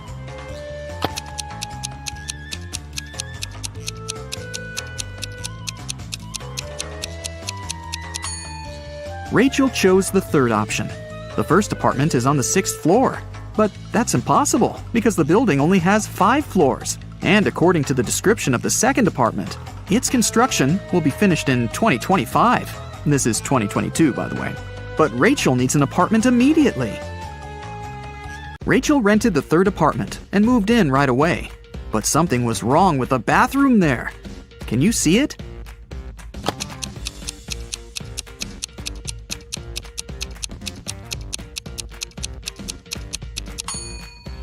How is she supposed to flush?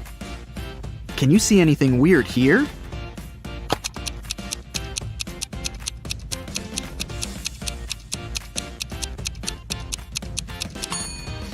There's no shower drain. Rachel heard the doorbell ring. Her neighbors, Peter and Victor, brought her 2 cakes, but only one of them was edible. Can you tell which one?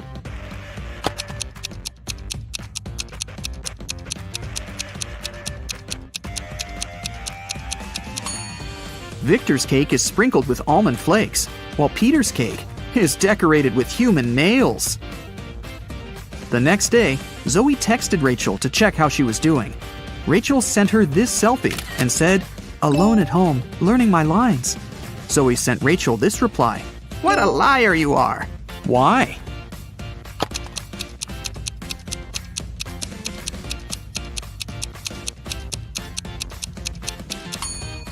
If Rachel's alone, who's that guy?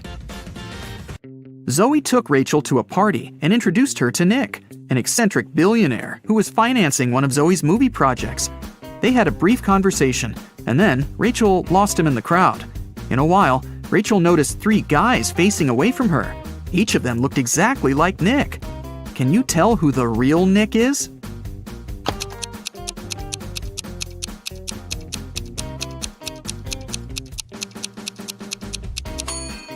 This guy has a tattoo on his hand, while Nick didn't have it.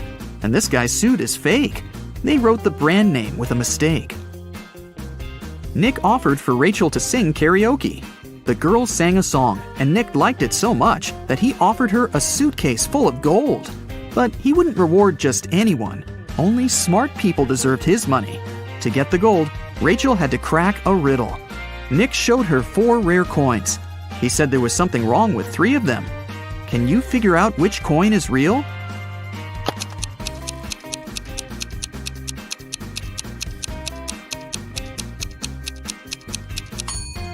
People who lived at that time didn't call their era BCE. This coin is from the future. Take a look at the date. There weren't cars in 1365. So here's the only real coin. Rachel used an app to call a taxi to take her precious suitcase home. She saw 3 identical cars in the parking lot. Each of the 3 drivers claimed that Rachel had ordered their car. Which driver should Rachel choose?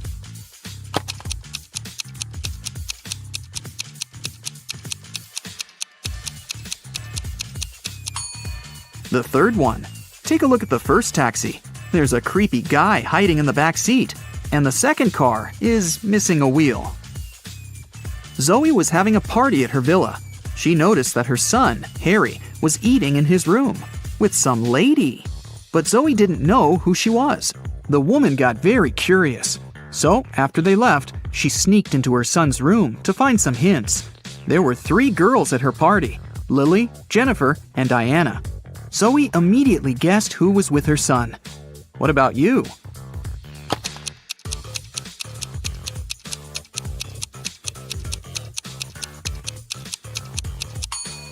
Harry is dating Jennifer. Look at the dishes on the table. There's a lipstick stain on the fork. Jennifer is the only girl wearing red lipstick. In the morning, Rachel went for a run in the park.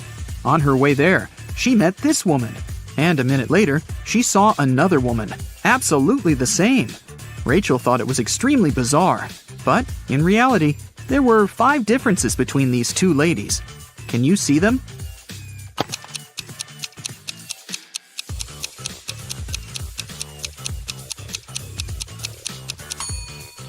Here they are.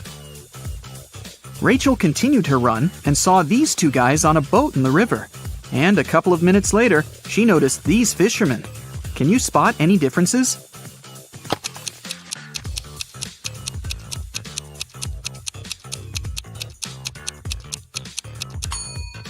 There are 5 differences between these 2 pictures. Have you found them all? Rachel stopped because she needed to tie her shoelaces. Suddenly, she saw these 2 women with backpacks. Can you spot 5 differences between them?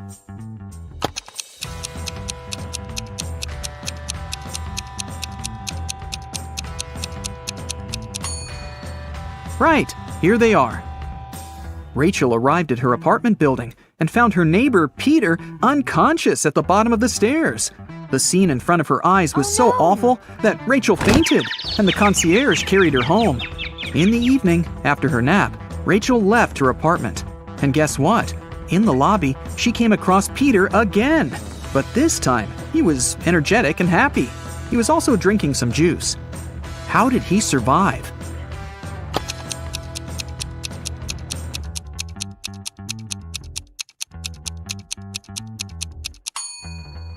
Look, he's a vampire!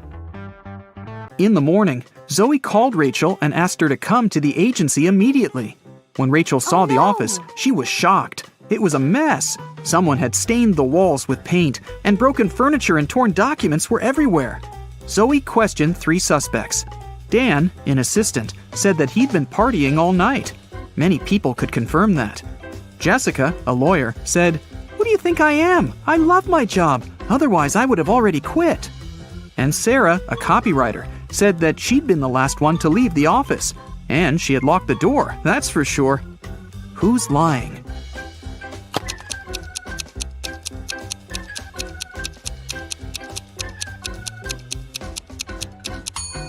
Jessica. All the mugs are broken, except for hers. World's best lawyer. The woman wanted to get rid of some documents, so she faked a robbery. Rose, Lily, and Jasmine enter a flower shop on Mother's Day to buy some flowers for their moms. One of them buys lilies, the second one, roses, and the third one, jasmines. "It's funny," said the lady with roses. We bought roses, jasmines, and lilies, but none of us bought the flowers matching her name. Lily replies, "Whoa, you're right." Can you guess which kind of flowers each of the girls bought?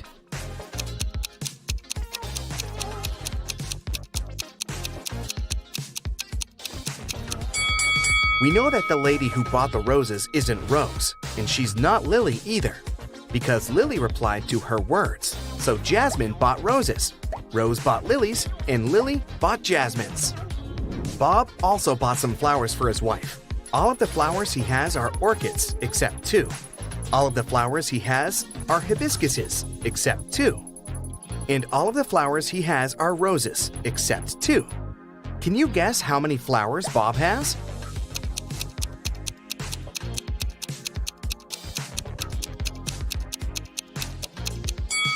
Bob purchased only 2 flowers, neither of which are orchids, hibiscuses, or roses. At the end of his shift, the barista checks a tip jar. There are 5 coins inside the jar. 5 people take these 5 coins home. However, 1 coin is still left in the jar. How can this be possible?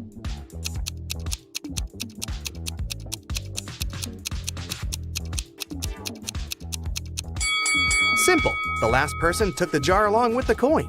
Therefore, 1 coin still remains in the jar.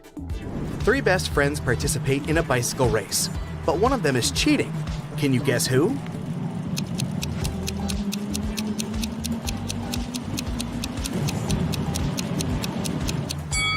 The person in the middle.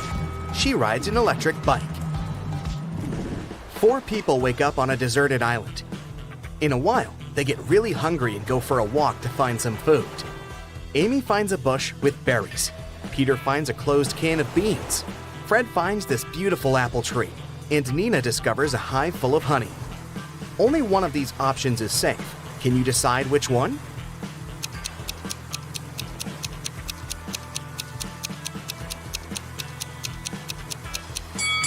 A creepy cobra is hiding in the bush. The beans expired 10 years ago. It's not safe to take honey from the hive without a protective suit. So, apples are the safest option. It has 13 hearts, yet it's never alive. What is it?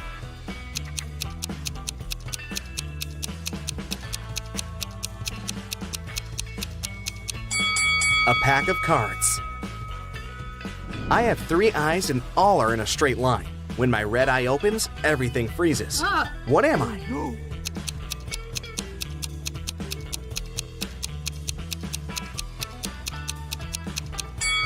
I'm a stoplight. I'm made of wood, but you can't saw me down. What am I?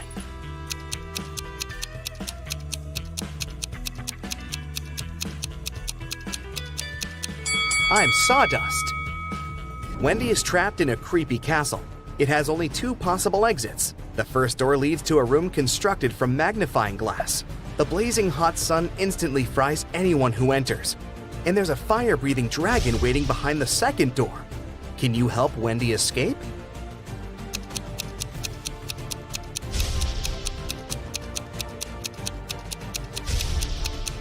She should wait until nighttime and go through the first door. Can you write the number 45 only using the number 4?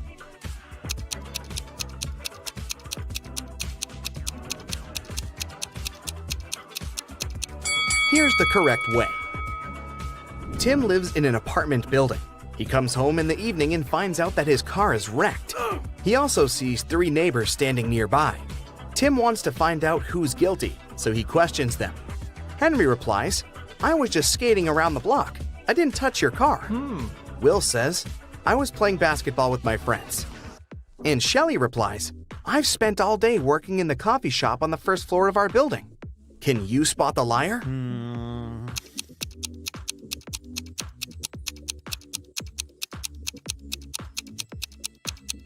Shelley. She said that she'd been visiting the coffee shop, but it's closed for good. Bella wants to rob an old lady's house. She approaches the door and sees that the door is opened. Bella freaks out and runs away. Can you see what's wrong here?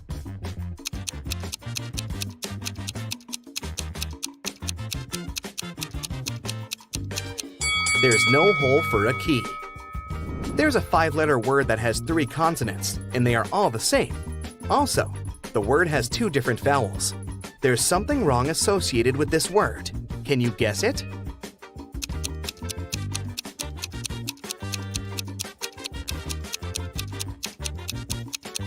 Error.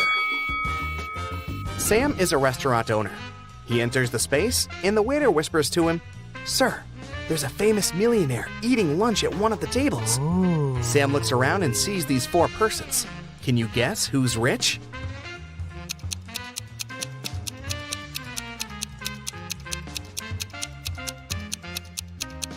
The first guy is wearing a fake Nike hoodie. This elegant woman has a fake Gucci bag. The third person is wearing torn shoes. And this lady is holding the keys from the brand new Ferrari parked behind the window. So, she's definitely not poor. Take a look at these 9 letters. Can you form a 9-letter word using these letters? Don't forget to use each letter.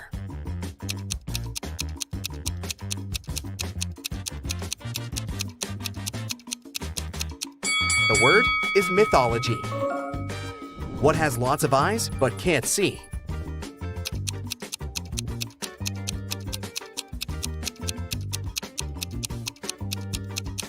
The correct answer is a potato. I'm the part of the bird that's not in the sky. I can swim in the ocean and yet remain dry. What am I?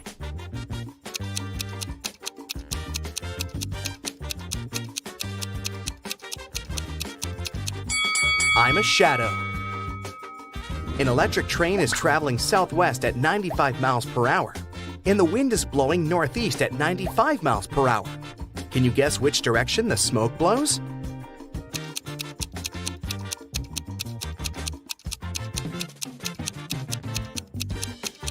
There's no smoke with an electric train.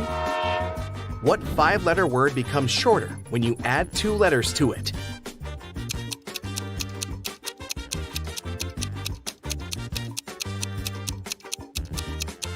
The correct answer is short. The more of me here, the less you see. What am I?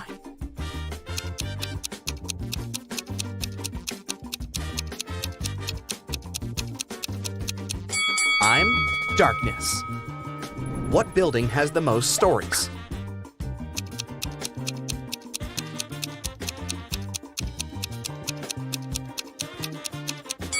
Library, of course. Bob gets lost in the gym. He's wandering around and finds 3 doors leading outside. There are dangerous lions behind the first door. There's a giant pterodactyl breathing fire behind the second door. And behind the third door, there's a tank with hungry sharks. Nobody can cross this tank and stay alive. Which door should Bob choose to survive?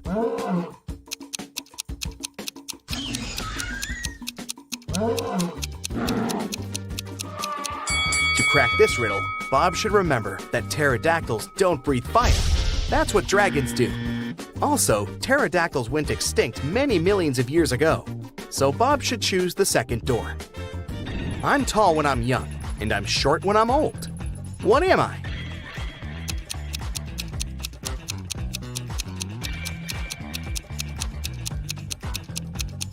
I'm a candle. There's a 1-story house in which everything is pink. Pink walls, pink doors, pink furniture. Can you guess the color of the stairs?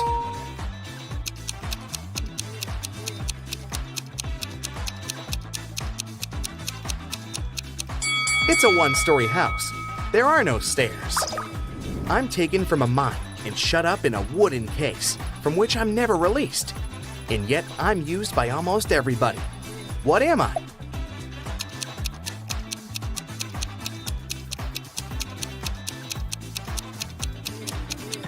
I'm a pencil lead. Miss Smith is a billionaire. She has 3 people living in her house with her. Adam, her reckless son, Peter, her noisy brother, and Sebastian, the loyal housekeeper. One day, Miss Smith finds this message written on her calendar.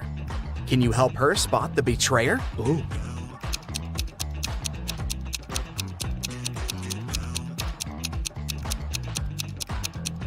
The circled numbers mean the months. It's her son, Adam. I can be long or I can be short. I can be grown and I can be bought. I can be painted or left bare. I can be round or a square. What am I?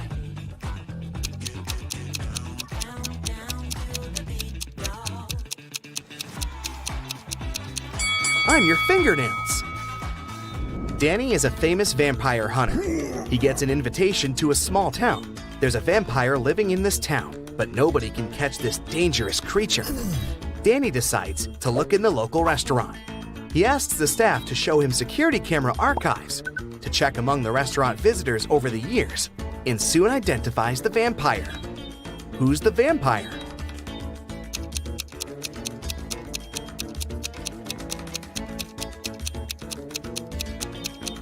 There he is. Vampires don't age, and also don't eat food.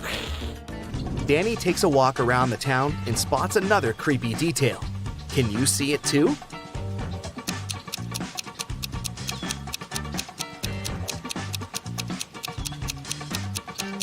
There's a zombie hiding over there.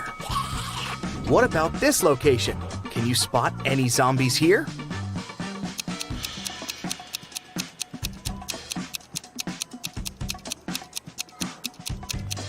Hello, great job. Can you count the number of triangles in the given picture?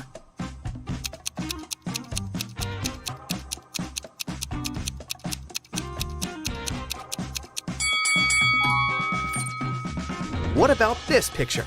How many triangles can you see? You can pause this video if you need extra time.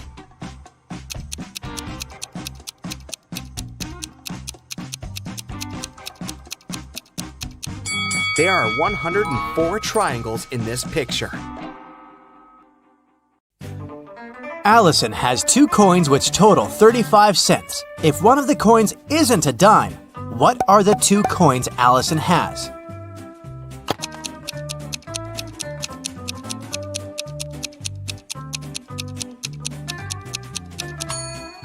Well, one is not a dime, but the other one is a dime. So Allison has a quarter and a dime. Let's start with a couple of simple teasers to warm up your brain for today's challenge. The day before yesterday was the 17th. What is the day after tomorrow?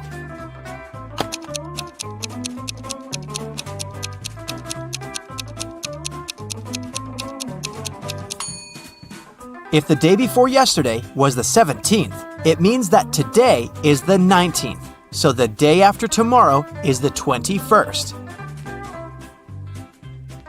Wendy's birthday was yesterday. She turned 16 years old. Yet, she's turning 17 this year. How is it possible?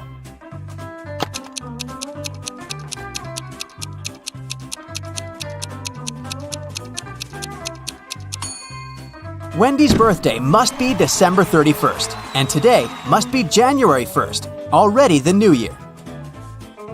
A family is on vacation, carelessly chilling at the beach all day long. They were drinking their iced cocktails when suddenly, the youngest daughter, Odette, asked, What day of the week is today? No one knew. The father said, I only know what tomorrow is, neither Thursday nor Friday. The mother said, And I'm sure that yesterday wasn't Saturday or Sunday. And Adele, an older sister, said, Today is definitely not Friday, not a Monday, and not a Tuesday. What day is today?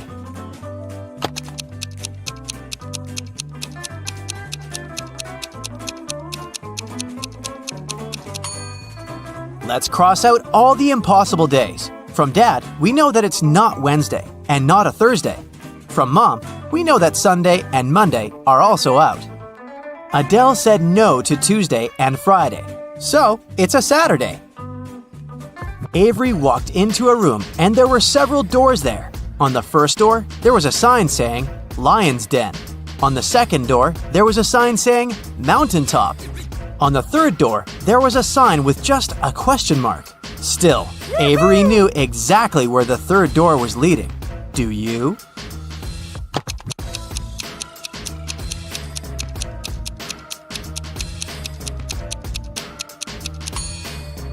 The third door is the door Avery walked through, so it led back there.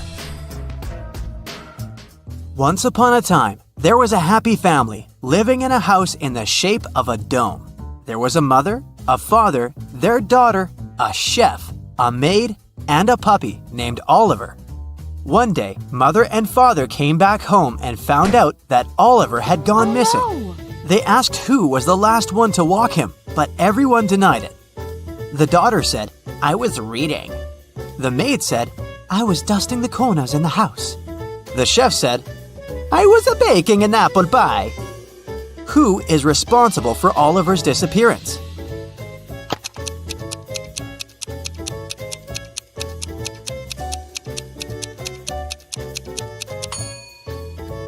The maid.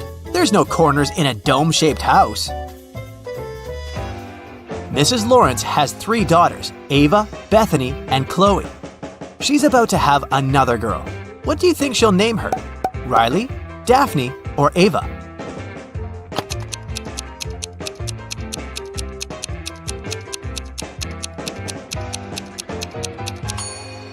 Mrs. Lawrence seems to follow the alphabet, so I bet she'll name her 4th daughter Daphne. In the middle of a pond, there's a little island, and there's a butterfly sitting on a rock. If it swims north, it's 2 minutes to the mainland. If it swims east, it's 3 minutes to the mainland. If it swims south, it's 1 minute to the mainland. If it swims west, it's 5 minutes to the mainland. Which way should it swim?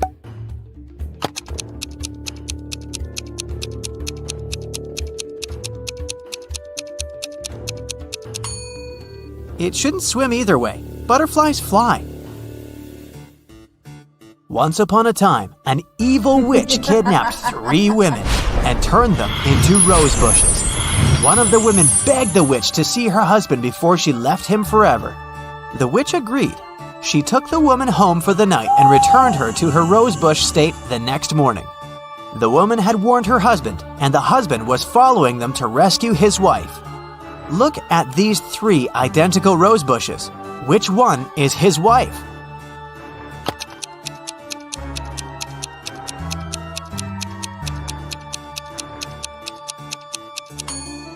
The rose bush that was his wife doesn't have any of the night's dew on the leaves. A married couple went on vacation. They locked up their house and gave the keys to a neighbor, along with instructions on what to control and maintain in the house. Just in case, the wife hid her jewelry in a safe place. While they were on vacation, there was a power outage in the house. There was no electricity for a couple of days, until the neighbor came back to check the house. The neighbor cleaned everything up by the time the couple got back. The wife couldn't find her jewelry. The neighbor swore that he didn't touch it. Where did the jewelry go?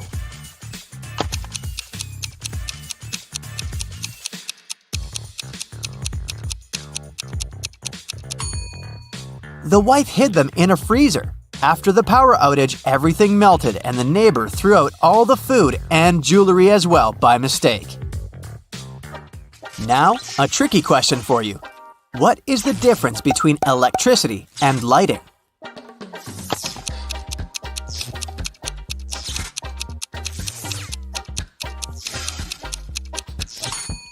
You have to pay for electricity.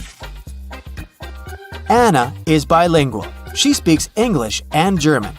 She had 4 exams to write: English, math, history, and geography. She wasn't prepared for them well, so she wrote all of them in German. All teachers returned her tests because they couldn't understand anything and suggested she write the test on a different day, in English. Still, one teacher could understand what she had written and gave her an F. Which teacher was it?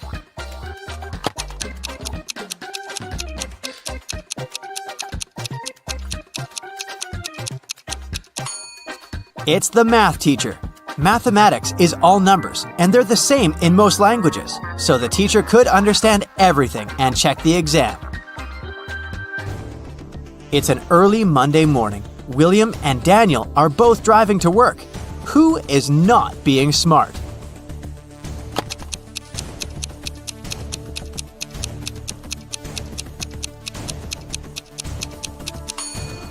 Daniel. He hasn't fastened his seatbelt. It's not safe. James and Delaney are getting ready for a big family barbecue in the evening. James is cooking, and Delaney is busy with all the decorations. Who is not smart?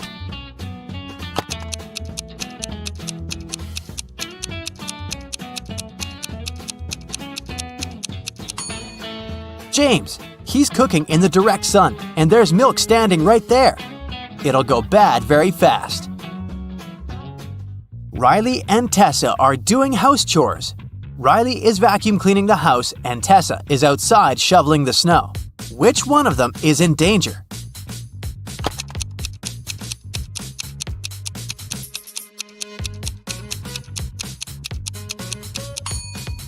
Tessa, look, she's standing right below big icicles hanging off the roof. Every day, a woman was seen crossing the border carrying bags of sand on a motorbike. After some time, the border police got suspicious and stopped her. But they found she had only sand in those bags, so they let her go. What was the woman smuggling across the border?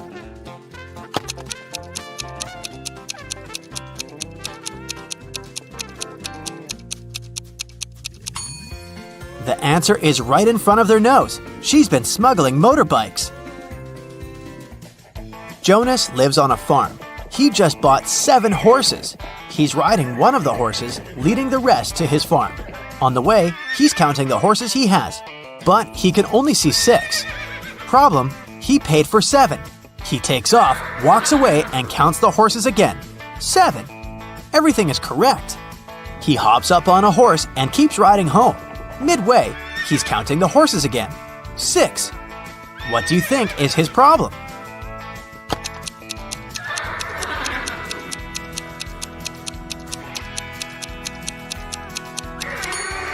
Jonas always forgets to count the horse he's sitting on.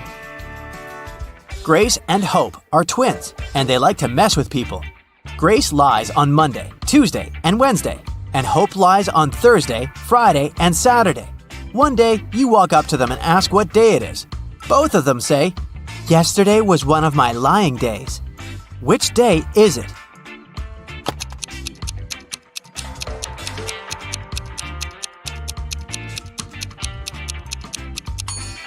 It can't be a Sunday, because they both say the truth one Sunday, and someone is obviously lying now.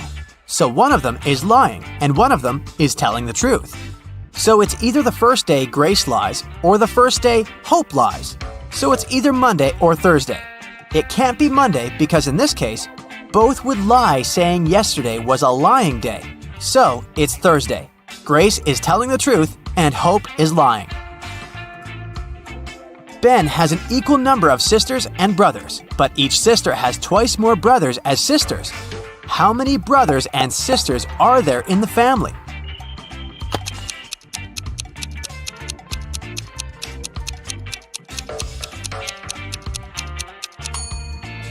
There are 4 brothers and 3 sisters. So every boy has 3 brothers and 3 sisters. Every girl has 4 brothers and 2 sisters.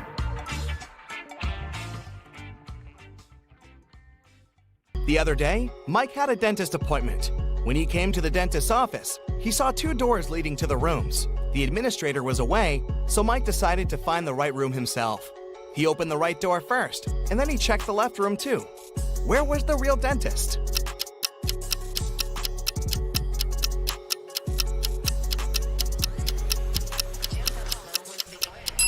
The real dentist was behind the left door.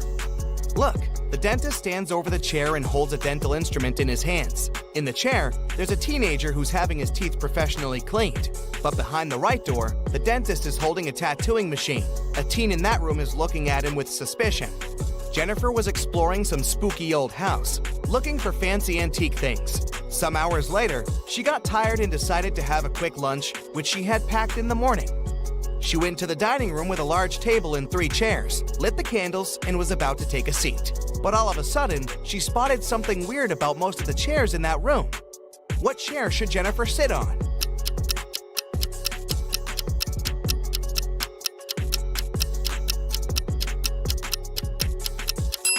Jennifer was super attentive. That's why she sat on the chair in the middle. The one on the left has a sharp nail sticking out, and the one on the right is already taken. Look! There's a ghost sitting on it. Stuart was taking the final cooking exam. He has always wanted to be a chef, and he was about to take one step closer to his dream. The professor said the one who answered all his questions would get the certificate with honors and the money prize of $10,000. The most important thing is that this person will also be offered a sous chef position at one of the most prestigious restaurants in Paris. All the students answered 19 questions, and the professor read the last and the most complicated one. What product will never be salty when you boil it, no matter how much salt you add? 2 days later, Stuart was on his way to Paris. He was the only one to know the answer. What product was the professor talking about?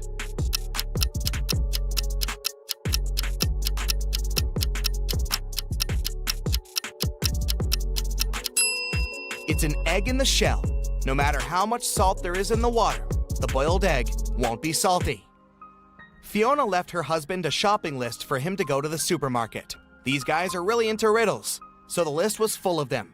Fiona wanted Mark to buy something that has eyes but can't see, something that has ears but can't hear, and the wealthiest nuts. What did Fiona want Mark to buy?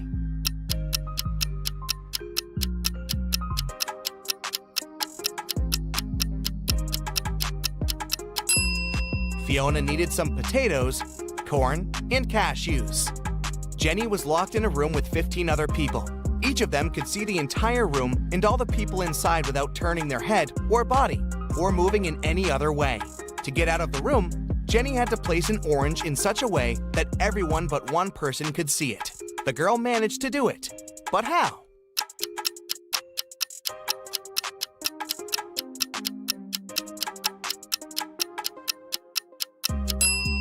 She put the orange on one person's head.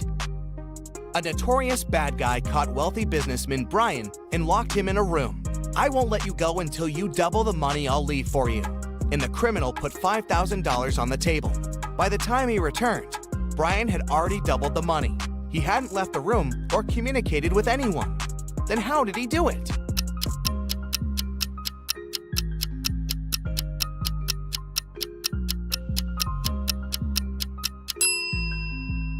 He put the money in front of the mirror. Early in the morning, Ashton got a call from his friend, an owner of a big company. The man was in distress. A very important contract had disappeared from his office. It had been on the desk the evening before, but nowhere to be found in the morning. Ashton immediately headed to the office to question the employees. In no time, he had 3 suspects. Ben said he had spent the previous evening at the movies. Mason had taken his girlfriend out to dinner, and Jesse had been invited to a party. It didn't take Liam long to understand who was lying.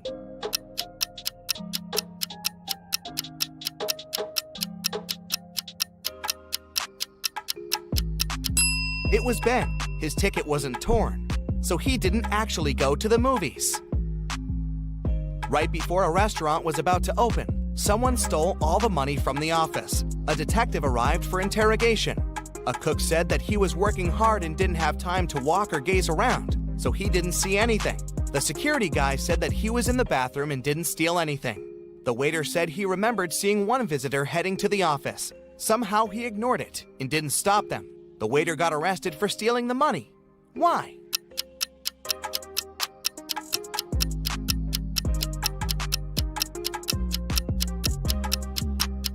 The restaurant wasn't open yet. There could be no visitors. Blake was a writer applying for a job in a fashion magazine. However, the boss was a whimsical woman. Blake did the interview well, but still, the woman didn't want to hire her because Blake was too young. The boss poured some water into a glass and asked Blake to get her some apple juice to fail her.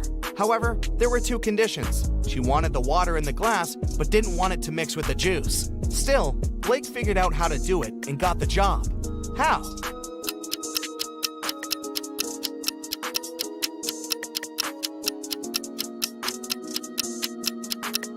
She just put the glass in the freezer and waited till the water got frozen, then she poured the juice on top of it. Della was having a birthday party.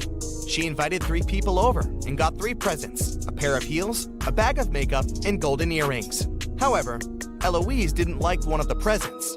Can you guess which one and why?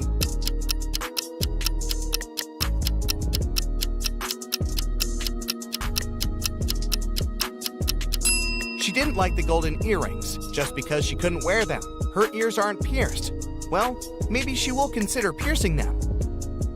Jason is making pizza for his family, and Savannah went outside to make some grilled vegetables. Which one of them does something wrong?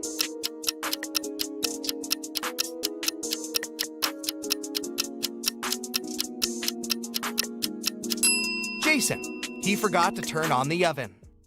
James was a famous detective who could crack even the hardest cases.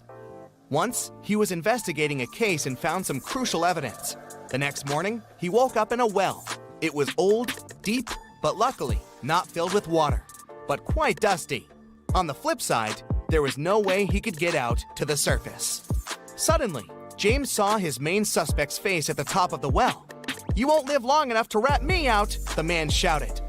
And then, the detective felt soil falling on his head. The bad guy was going to bury him alive.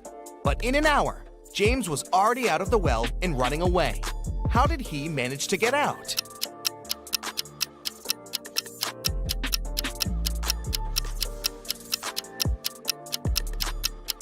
The detective started to shake off and tamp down the soil that was falling into the well. He was getting closer and closer to the surface until he managed to jump out and run away.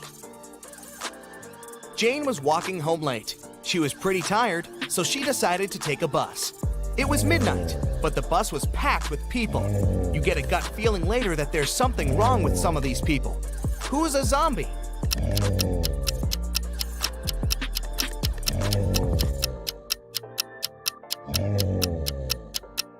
There are 20 people on the bus. There are 2 zombies among them. A man on the right has a bit of a bandage on his arm, and the woman next to the window seems to be groaning all the time. All the people in town thought Jack wasn't smart enough. Every time somebody offered him a 50C coin or a $1 bill, he would always choose the 50C coin. Many people every day would offer him to do it, but he never grabbed the bill. Why was Jack smart?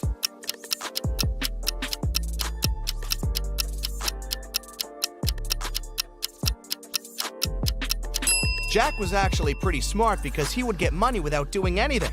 As long as he agreed to get less money for no reason, people would come and try his trick again and again. See that car? Jack's been refusing $1 bills for over 10 years now, so he saved up enough money to get a car.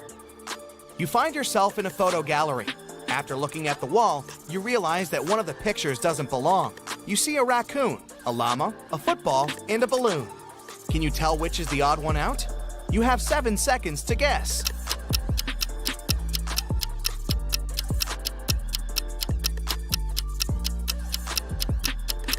It's the llama picture.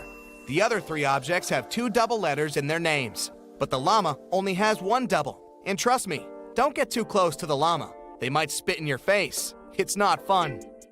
You have 3 matches. Can you make a 6 out of them without breaking them into pieces?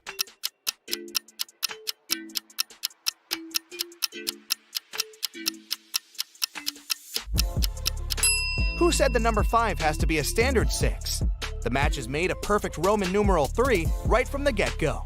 So all you have to do is bring the bottoms of the first 2 matches toward each other, and you've got a Roman numeral 6. It's your first day in the new office. Some colleagues don't seem really friendly, and you can't understand why. They also act strange, never have coffee breaks, and work at least 12 hours a day.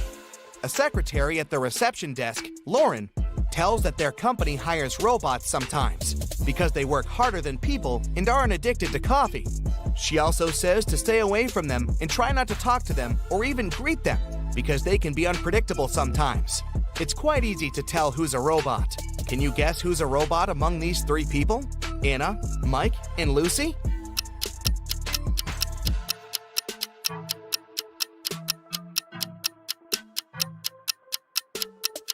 It's Mike. He's the only one among 3 people who have a switch on the right.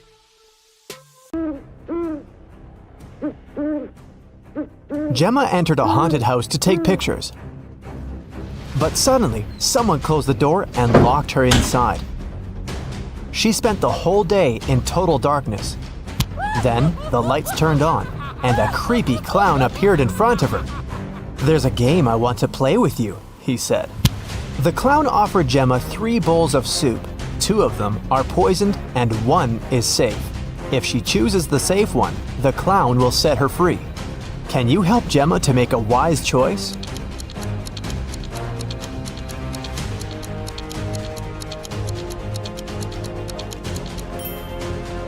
Ingredients in the first soup look like pills. The second soup contains suspicious blue carrots. Probably these are not safe. Therefore, the green one is safe. Can you find a hidden number in this picture?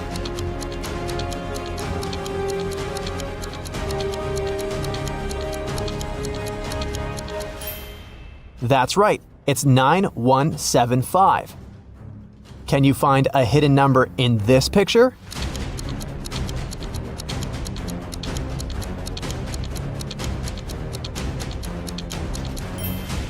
That's right, it's 341. But I'm sure you'll manage to spot a hidden number in this picture.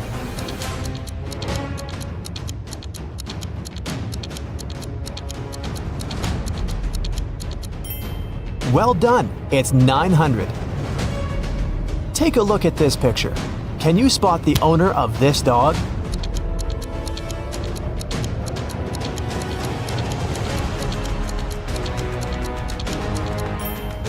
The red-haired lady is the owner of the dog.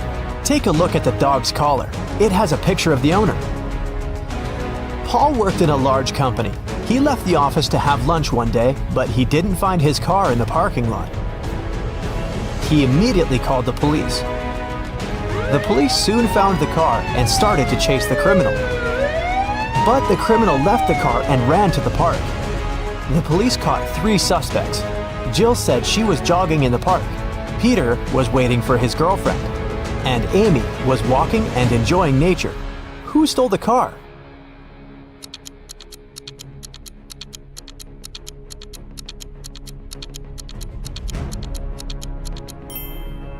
Amy. Although she was enjoying nature, she had the same key that had gone missing. Can you find a hidden dice among all these pieces of cheese?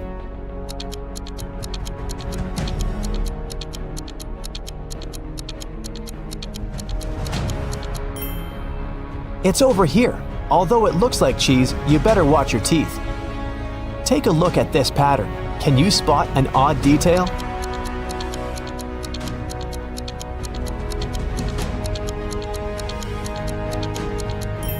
This bunch has more grapes than the others. Let's dive into the water for a while. The bottom of the ocean is full of life, but can you see any fish?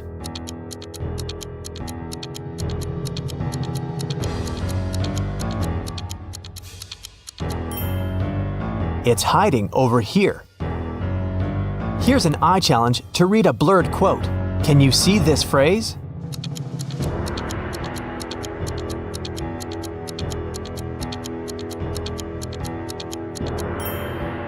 It says, "Well done is better than well said." Can you spot a panda and a soccer ball among all these snowmen?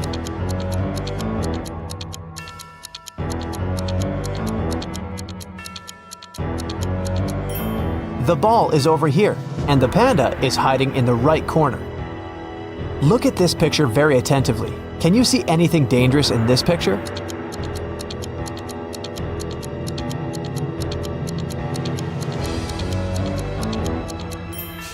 A snake is hiding in the bushes. One morning, Dan went to work as usual. He was a professional athlete and had a lot of awards. When he got back home, he found out that his most valuable trophy was gone. His gold medal was stolen.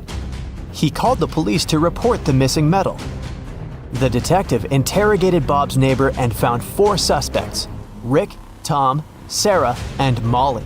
Each neighbor was carrying a house plan. Who robbed Dan?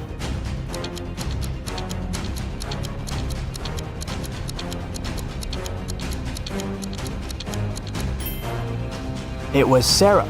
Look, the house plan matches his house perfectly. Josh ordered some delicious sushi for a picnic outdoors. Look at the picture carefully. Can you spot any odd components in this meal?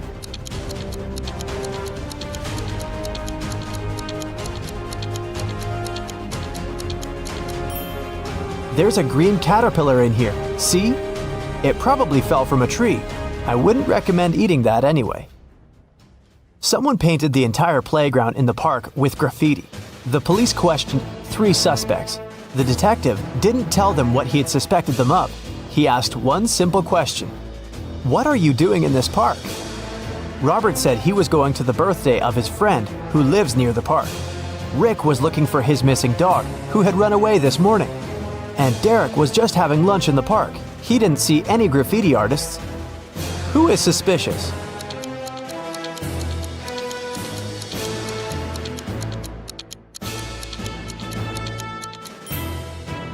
Derek. The detective didn't say anything about the graffiti, but Derek already started defending himself. Can you find the hidden gold coin?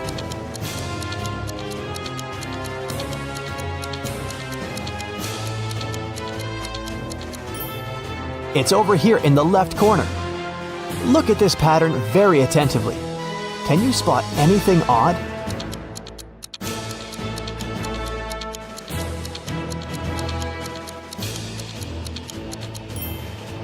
Someone has bitten this banana.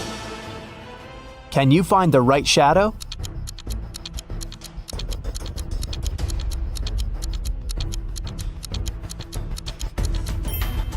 The correct answer is D.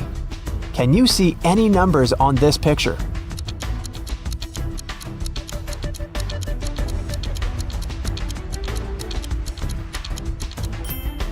The correct answer is 1479. Look at these ladies. They all look nice, but the one you choose will tell you something about your personality.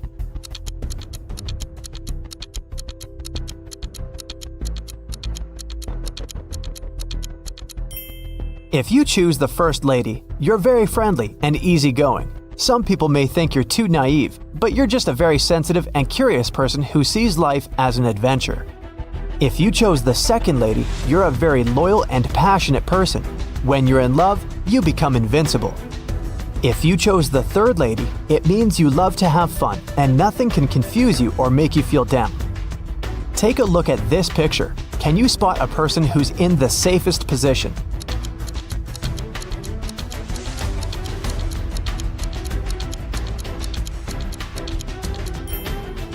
The guy in the car is the safest. What number do you see in this picture puzzle?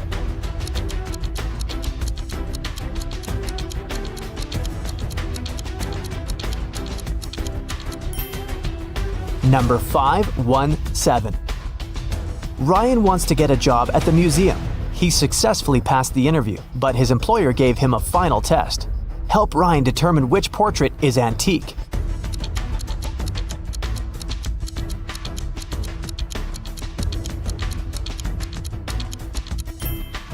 This guy is wearing a fitness tracker, so he's probably not from the Middle Ages.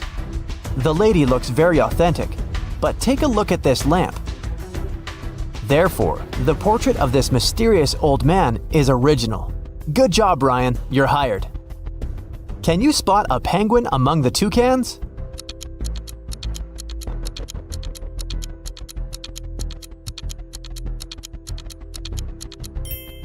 This guy over here. Jack and Jill just moved into a new house. While they were unpacking their boxes, the doorbell rang. They opened the door and saw 3 neighbors standing on the porch. Kitty brought cupcakes, Mrs. Green brought soup, and Amber brought an apple pie. Help Jill and Jack identify the safe neighbor.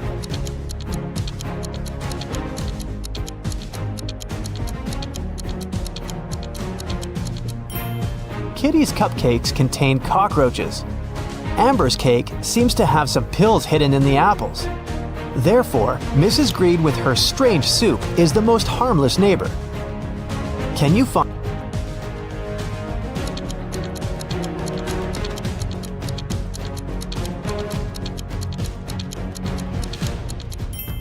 Time is up. It's over here. Tina was preparing a birthday dinner in the kitchen. An hour later, her friend found her unconscious on the floor. She called the ambulance and the police arrived to question witnesses. The detective discovered 3 clues: 1 sneaker, 1 glove, and 1 slipper. Then he asked the witnesses to describe what they were doing while Tina was preparing the dinner. Soon, the detective found out who poisoned Tina. How did he know?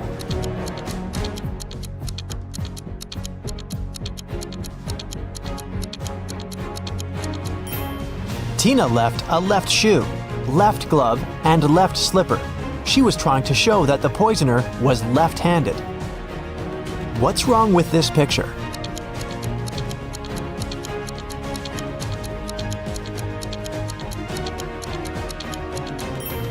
If you saw a raccoon walking on two legs first, you're probably a very intelligent and strong-willed person. Friends can always count on your loyalty. If you promise something, you'll never break your word. If you spotted two suns first, you're a very calm and open-minded person. You prefer to avoid drama and unnecessary attention. But people come to you for advice and support because you view this world as a whole, and your opinions are sage and impartial. If you noticed a tree blooming in the middle of winter, it means that you're a very romantic and sentimental person. You feel the beauty of this world very intensely, and you need an environment that will nourish your soul and appreciate your uniqueness. With this kind of support, you can easily make this world a better place. Welcome to Brightside U. You've got one more final before break, all riddles. Jot down your answers, and we'll see what your score means at the end of the video. The university president's looking nervous. He gets to his office and opens the door. It's the end of the semester, and all the students are about to take their finals, except Intro to Geography. The teacher had to postpone that final for some reason. When he sits at his desk, he discovers that someone's been rummaging through his papers. They've stolen the physics final. How did they get in if the door and windows were closed? I'll give you 7 seconds for this one.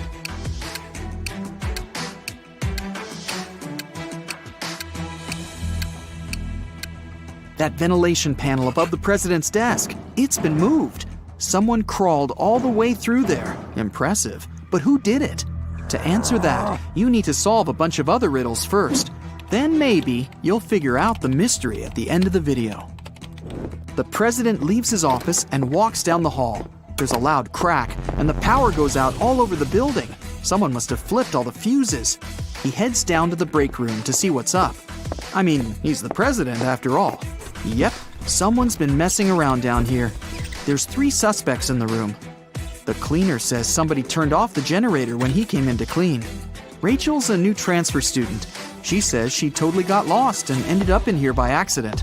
Simon's a junior. He has his phone in his hand. Says he was playing one of those video games where you have to find stuff. Which one of them shut off the power? Your 7 seconds starts now.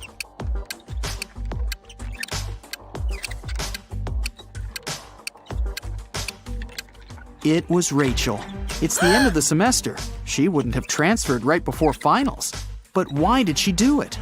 Maybe she wanted to disrupt the physics final. He turns the power back on. Ugh, hungry. Probably a good time to grab a quick snack. When he gets to the cafeteria, there's a new problem waiting for him. Someone emptied a whole bag of sugar into a huge pot of soup. Which student was it? You have 7 seconds.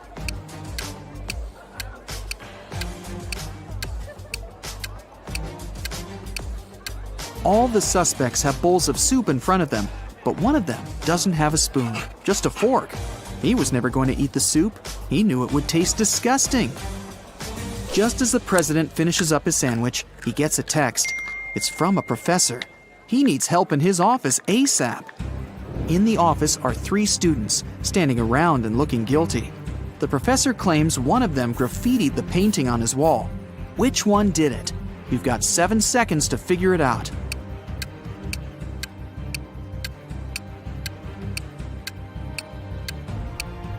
It's that one. She's covering her hands. There's probably some paint on her fingers that she's trying to hide from you. Next stop, the infamous physics exam. The president heads over to the exam room. Everything's quiet in there. Looks okay. All the students have their heads down, staring at their papers. But someone's cheating. The president can sense it somehow. Help him find the sneaky student. 7 seconds to scan the room.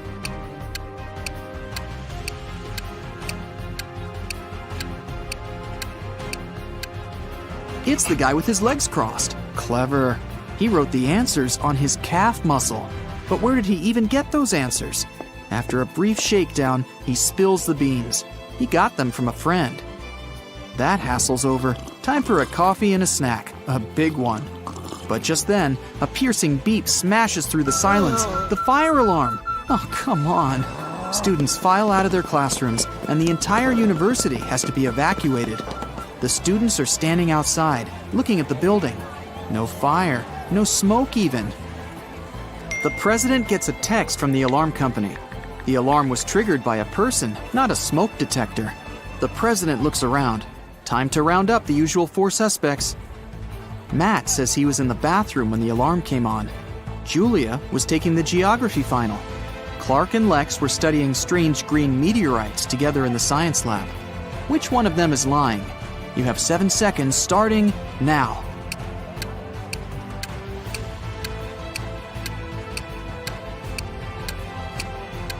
It was Julia. The geography teacher postponed the final, remember? Why would she lie unless she had something to hide? Today's not really his day. Someone cut down a tree right in the middle of the quad. The caretaker saw 4 students hanging out under the tree this morning, and now it's gone. Time to interview the suspects.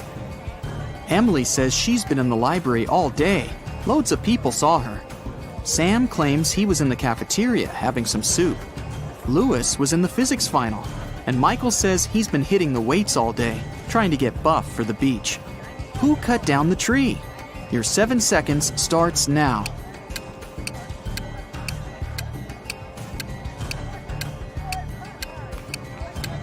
It was obviously Sam.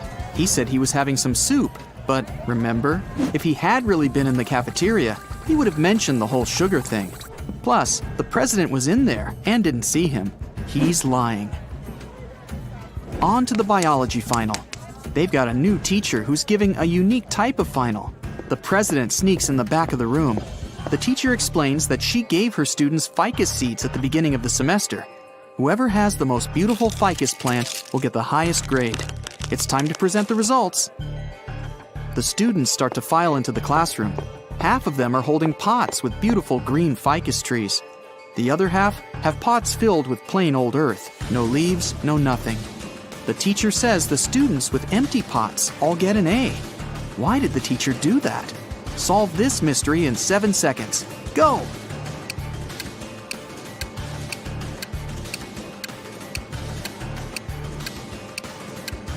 At the beginning of the semester, she gave everyone fake ficus seeds. The students who showed up with full-blooming plants must have bought a full-grown plant and stuck it in the pot. Ha! Busted! Last final of the day, philosophy. The young teacher is in there, waiting for all the students to take their seats. After that, he puts a bust of an ancient Greek philosopher on the table.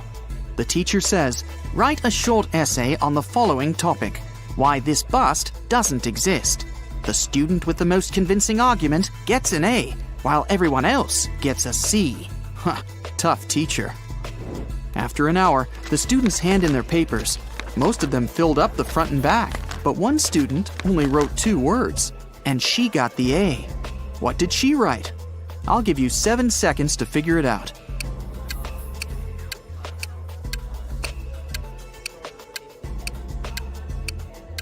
She wrote, "What bust?" The president heads outside again, this time for the parking lot. What? Someone took the tire right off of his car. How's he gonna get home? He still has a spare tire in his trunk, but the thieves took the bolts too. All 4 of them. What can he do? You have 7 seconds to come up with a plan.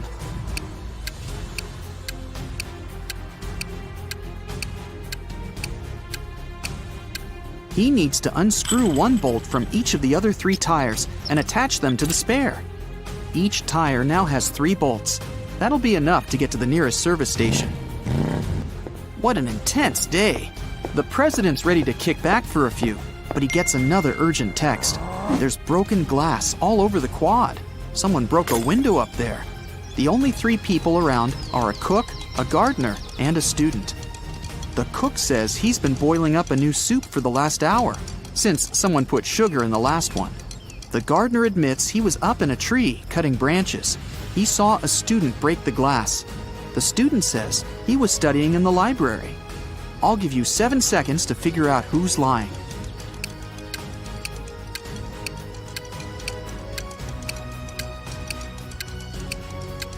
The gardener's lying. How could he have been up in the tree? It had already been stolen. He broke the glass, probably just by accident. The day's finally over. The president heads over for the best tradition on campus, the post-finals party. It's in the basketball arena. There are lights, decorations, and even a DJ. Everyone's dressed up, looking relieved. Finals are over. The party goes all night, but around 4 a.m., someone accidentally slams the doors too hard, and it triggers the automatic locks. Everyone's trapped. The president can be the hero of the party. He just needs to find a way out, grab the spare keys from his office, and open the door from the outside. But how? One of the students, Eric, says he knows how to get out of the gym through a vent. The president looks at him, and his face goes red with anger. Why? Last riddle, 7 seconds. You can do it.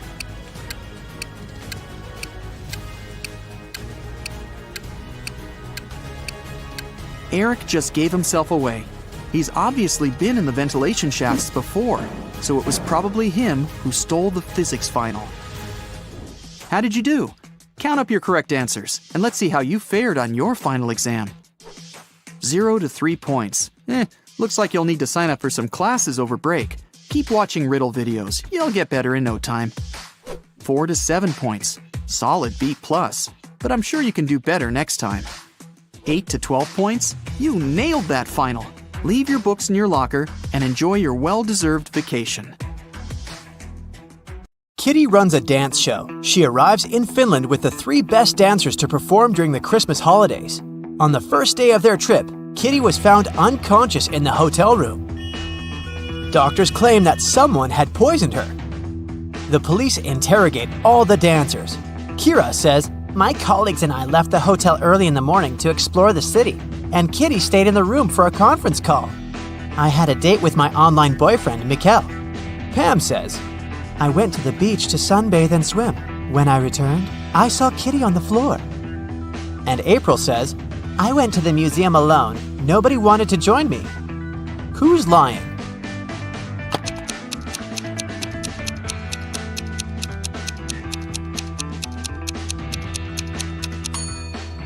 Pam. It's Christmas Eve, so it's too cold in Finland. She couldn't swim in the sea. Oh no! The police arrested Pam, and now Kira and April urgently need to find a new dancer for their show. They look through some profiles online and select these 3 ladies, Deborah, Sally, and Lily. But only one of them isn't fake. Can you guess who?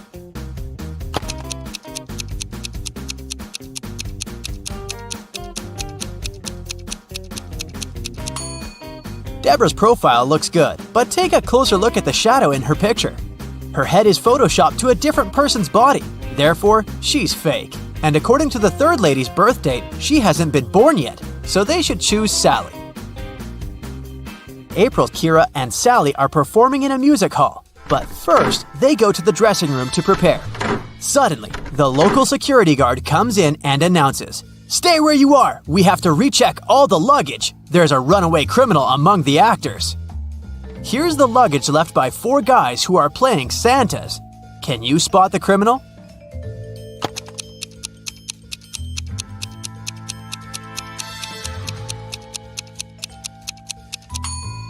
Santa never shaves, so the second luggage looks pretty suspicious because it has shaving cream. The remaining 3 Santas open their performance. They look absolutely identical in their costumes. After the show, they go backstage and take off their beards and hats to drink some coffee. This is Carl, Peter, and George. After the break, they put on the costumes again and go to the after party. Can you decide which one of them is Carl?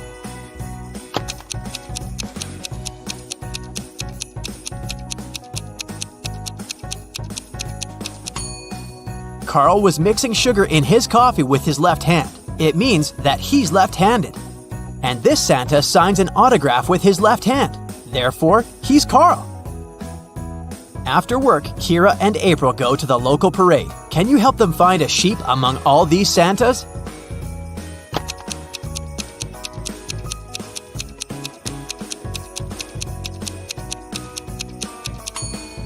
There it is. What about these reindeers? Can you see any bears among them?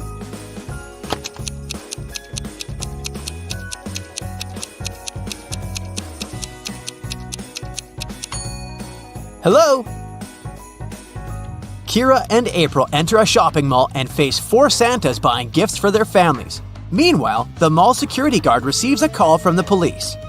A mysterious thief in a Santa suit has robbed multiple gift shops. They figured out that this mall should be next. The guard asked everybody to stay where they are. Can you help him find the criminal?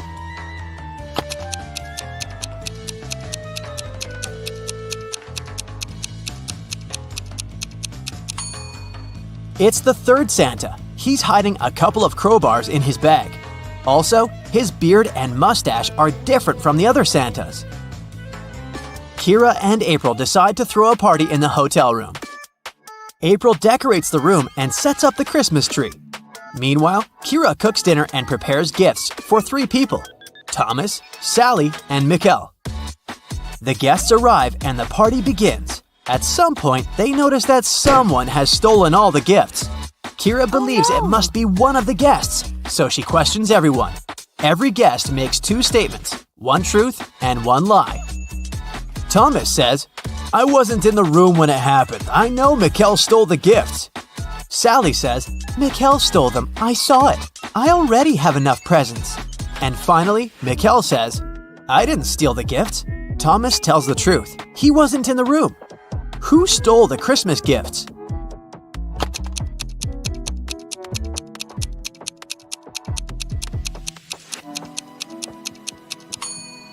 If Thomas is the thief, both of his statements would have been false, and if Mikkel is the thief, then all of Thomas's statements would have been true.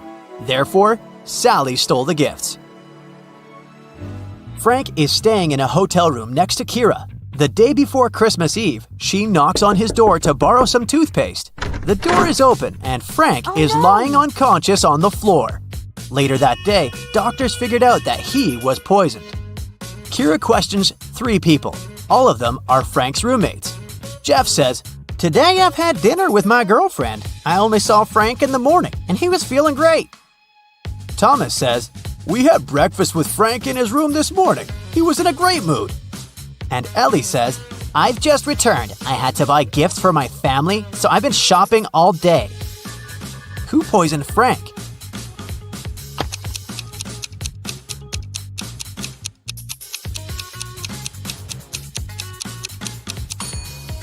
The screensaver is out of date. Frank left a hint with his enemy's name. It was Thomas. Kira, April, Mikkel, and Frank rent a cozy country house to celebrate Christmas. April bakes gingerbread men cookies and leaves them to cool down on the kitchen table. She hasn't applied the frosting yet. So, she asks the others to stay away from the cookies. April goes upstairs to change. In 10 minutes, she returns and sees that someone took a bit off every cookie. April gets furious. She asks the others, "What were you doing within the last 10 minutes?" Mikkel replies, "I was building a snowman outside. I have no idea what was going on in the house." Frank says, "I was decorating the Christmas tree with these balls." And Kira replies, "I was watching my favorite movie in the bedroom. It was so loud that I didn't hear anything." April already knows who's lying. What about you?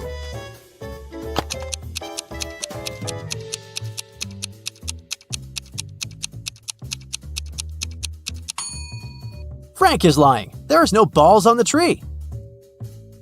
Santa comes home earlier and finds his elf Bobby on the sofa. He's bewitched by an eternal sleep spell. Santa asks the other elf, Chuck, a question. What happened here? Only you 2 were at home. Chuck replies, We were packing the gifts and decided to have a lunch break. Suddenly, I heard a loud sound outdoors and ran out to see what was up. I spent about 20 minutes there, and then I returned back home. Bobby was already unconscious. Santa calls Chuck a liar. Why?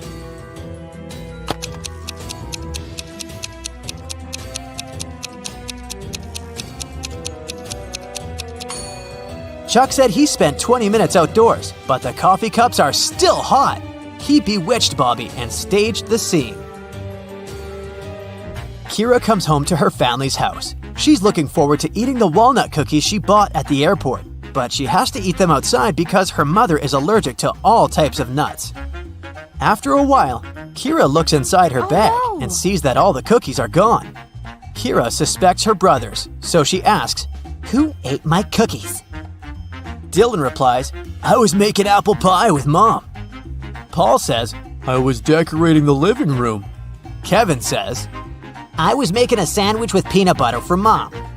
and Ralph says, I was just watching the TV and eating my popcorn. Now Kira knows who took her cookies. What about you?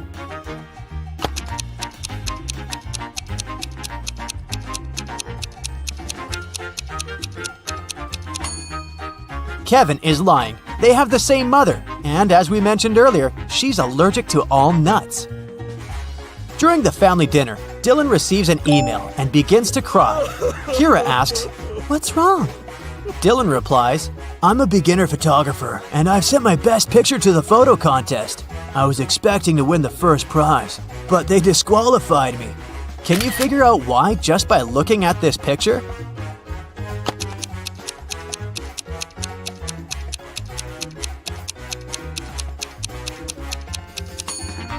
The stars are over the moon. It's impossible. Kira is looking for her mother all over the house, but someone used black magic to turn her into a statue. There's a note nearby. It only has a question mark written with green pencil. Kira decides to question the Green family next door. Zelda says, I was painting in the attic as usual. Oliver says, I was cooking soup for my family. Mark says, I was looking for my missing cat downtown. And Wanda says, I was playing video games in the basement and heard nothing. Who cursed Kira's mom?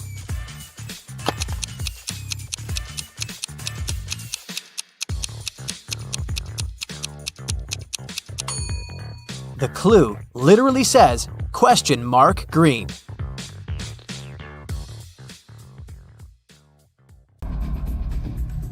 A rich businessman, Mr. Wilson, disappeared from his hotel room. It was rumored he'd come to buy the resort from the current owners. The police questioned 3 suspects. The businessman's assistant said, I felt unwell on our way here. I went to my room as soon as we arrived, took some medicine, and fell asleep immediately. The hotel owner said, We agreed to meet with Mr. Wilson in a conference room, but I got lost while trying to find it. I finally came here, but Mr. Wilson never showed up. Mr. Wilson's wife, who accompanied him on this trip, said, My husband was going to meet with the hotel owner. I'm not interested in business, so I went to a spa. Who is behind the businessman's disappearance?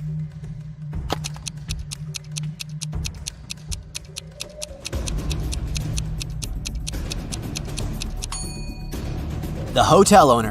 How could he get lost in his own hotel? Jack was about to fail his exam. Luckily, the professor gave him one last chance. The guy had to arrange 4 9s to make them equal 100. He could use any math symbols. How can he do it?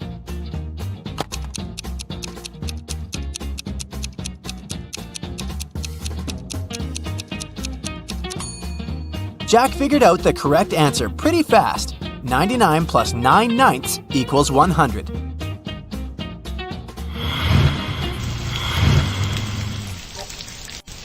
It was raining hard in the evening. Lauren told her twins to go to bed. Sometime later, she went to check on them.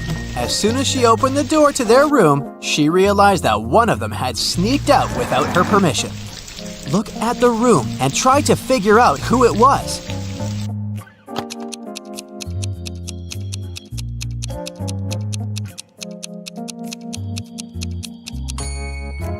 It was the girl on the left. Look, both pairs of sneakers are in their place, but the ones on the left are covered with dirt.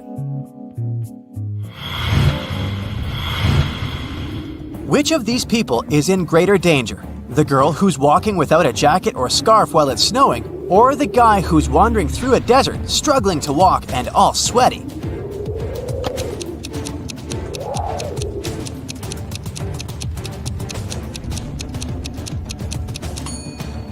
The girl is in a more dangerous situation. The guy seems to be struggling more. But look, there's a building behind that hill. Now, there are these 3 girls. They all seem to be pregnant, but only 2 of them actually are. Can you figure out who's faking?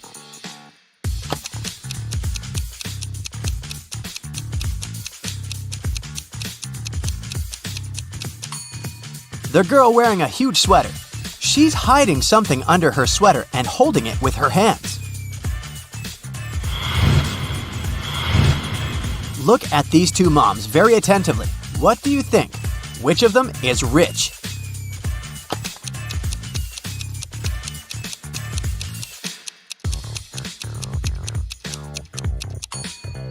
The mom on the left seems to be rich. She's wearing expensive brands and her bag is from a famous designer.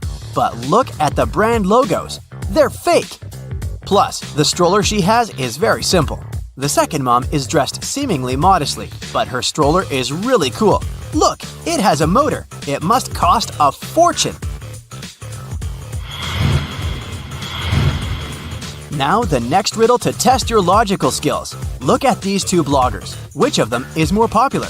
The one that has 3 million likes and no comments, or the one with 2.5 million likes and 500,000 comments?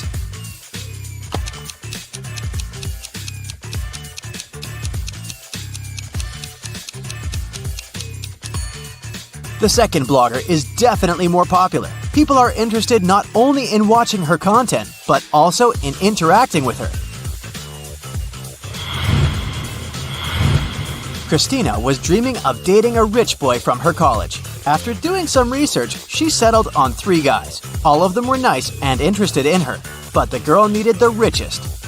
Once, she saw them having lunch together. After checking what each of them was eating, Christina made her choice. Which guy did she pick?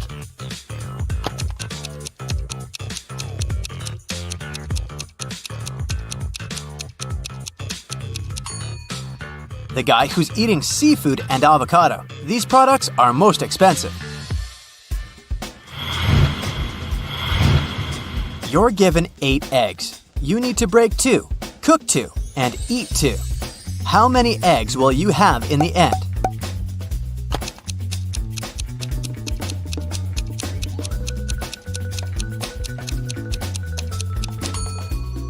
You can break, cook, and eat 2 eggs. It'll leave you with 6 eggs. You're walking through the forest. Suddenly, you see a crossroads and a man standing there. One road leads to the village where the criminals live, and the other to a safe place. You don't know whether you can trust this person. You can ask him one question. If the man is a criminal, he'll lie. If he's from the safe place, he'll tell you the truth. Which question should you ask?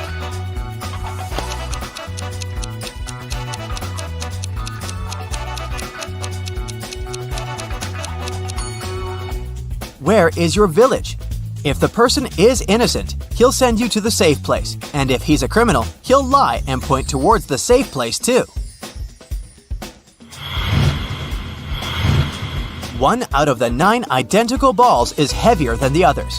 How can you figure out which one it is after only 2 weighings?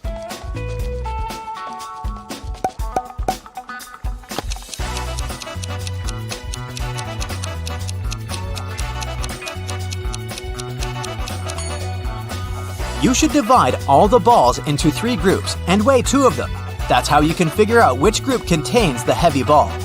After that, you should pick 2 balls from the heaviest group. Weigh one of them against the other, and you'll understand which ball of the 3 is the heaviest. Julia was angry with her boyfriend. She sent a message to her best friend, who lived in Switzerland. In this message, the girl complained about the mistakes the guy had made. But her friend sent her a very strange reply. What did Julia's friend mean?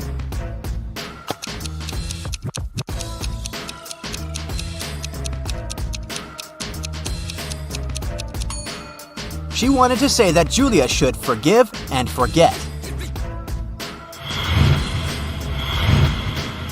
Someone stole the money Adam kept in his safe. After watching the security footage, the police figured out when it had happened and questioned 3 suspects.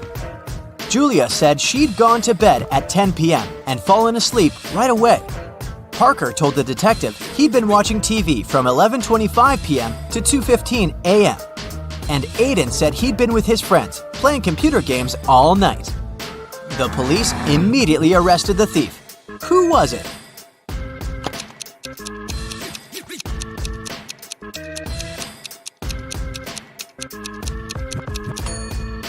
It was Parker. He was suspiciously specific about the time. Caroline went for a walk to the park. Deep in her thoughts, the girl wasn't really looking where she was going. That's why she didn't notice a pit in the ground and fell into it. When she came around, she found herself in a strange room. There were no windows, no door. The girl saw a table with 3 apples on it, and... was it a note? To get out of this trap, you've got to eat an apple, but only one of them isn't poisoned. Pick carefully. Caroline was terrified, but after examining the apples, she bravely bit into one of them, and nothing bad happened. Which apple did she choose?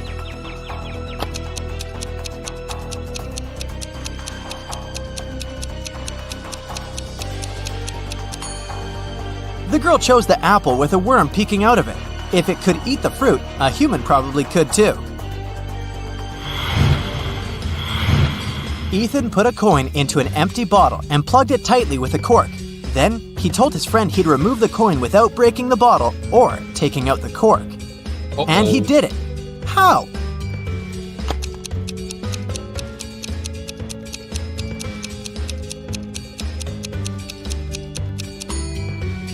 Ethan pushed the cork into the bottle and then shook it to make the coin fall out. Landon's mother is going to visit her relatives in another town. Before leaving, she enters her son's room to say goodbye. Oh my, it's a terrible mess, and the boy's playing games on his phone. The woman takes the gadget away and locks it in her safe. I'll tell you the password only after you send me a photo of your room, tidy and squeaky clean. She's at the railway station when Landon sends her the photo. She's happy at first, before she realizes it's an old one. How has she understood it?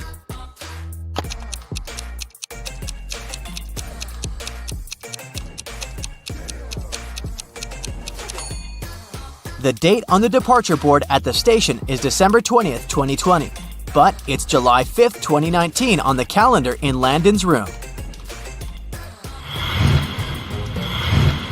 Several police officers were following a criminal. He hid in a random house. When the officers entered the building, they saw there was a costume party, and the criminal pretended to be one of the guests. The police looked at the people and soon figured out who the criminal was. How did they understand it?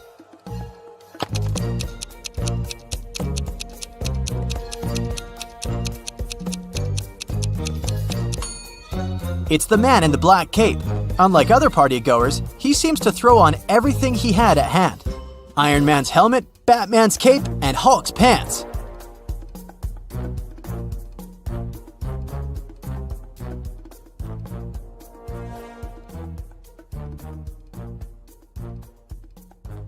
Kevin and Jill moved in together several months ago. Can you guess how many months ago did they start living together by looking at this picture?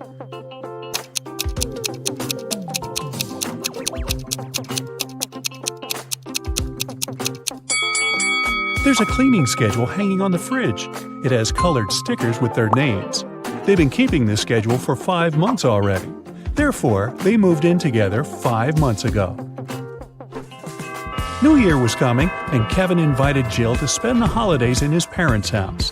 When they arrived, Kevin introduced Jill to his father and 2 brothers. Suddenly, Kevin's mother entered the house with her 2 best friends. They just came back home from the mall. Can you help Jill decide which of these 3 women is Kevin's mother?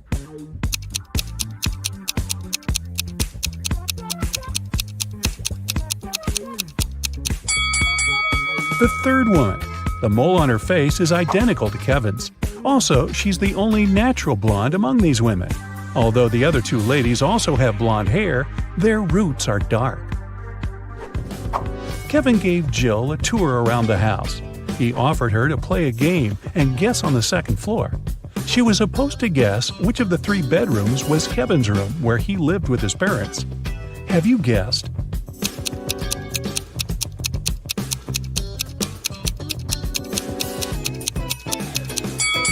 The second room. Kevin's name was written on the wall.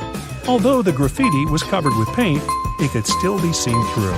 Besides, the interior of Kevin's current apartment also has some graffiti elements because he still pursues his hobby. Before the dinner, Kevin's brothers decided to prank Kevin and Jill and serve some snacks. There are 3 bowls with snacks, but only one of them contains edible snacks. Can you help Kevin and Jill choose the right bowl?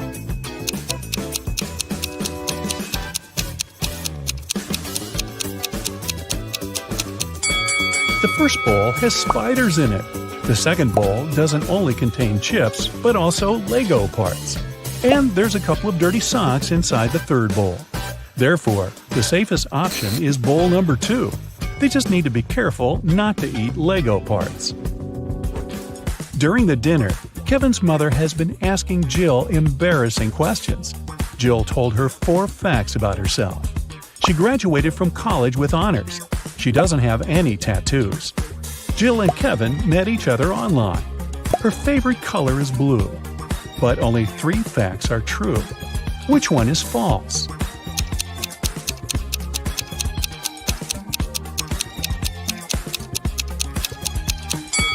Jill does have a tattoo. Take a look at her ankle. Next morning, the entire family gathered in the living room to have breakfast and unpack Christmas gifts. Can you guess what gift is from Kevin's mother to Jill?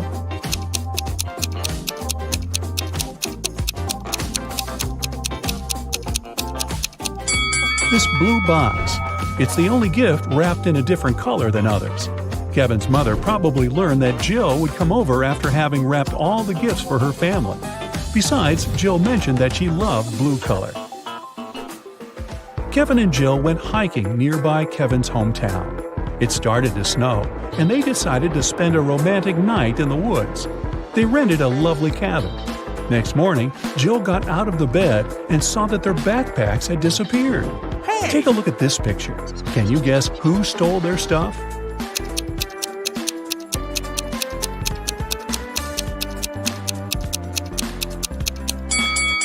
Kevin's brothers decided to prank them. There are traces of 2 people on the snow, and one of the brothers dropped one of his purple gloves. Kevin's brothers jumped out of a barn where they hid. They decided to go for a walk and found a secret base in the mountains. It was well guarded, but Kevin's brother Mike found an open door. The door slammed shut just as Mike got inside. He saw 3 pots in front of him. There was a fire in the first one. The second one was full of acid, and there was a working electric saw in the third pot. Suddenly, a mysterious voice said, "You can get a key from one of the pots to break free, but you can't move the pots." How did Mike escape?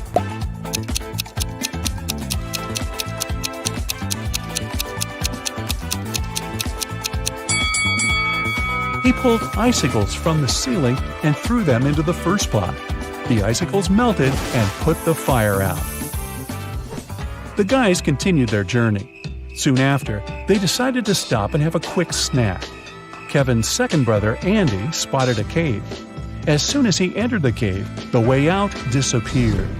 Now he must choose between 3 doors. There are poisonous scorpions behind the first door. There's a sleeping potion behind the second door, and he would have to drink. Finally, there's a hungry tiger behind the third door. What should Andy do to escape?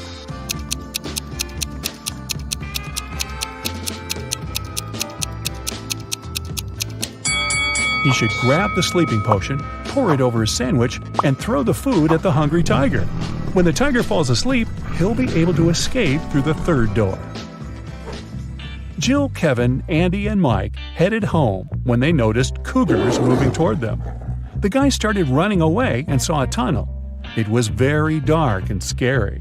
They only have 12 minutes to cross it. It takes Mike 1 minute to cross the tunnel, Andy 2 minutes, Jill 4 minutes, and Kevin 5 minutes. The guys decided to split into 2 pairs, but they only have 1 flashlight, and there's no way they go in there in 4. How can they escape?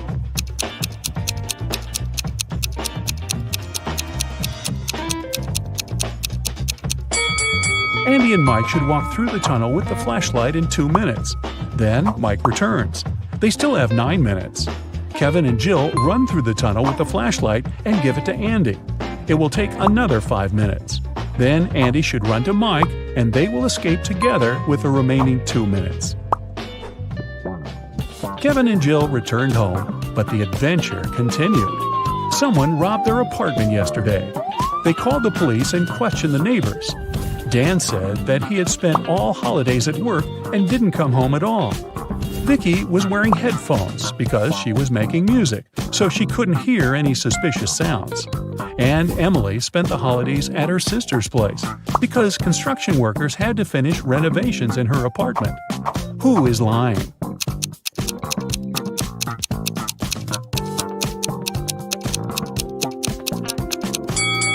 Emily.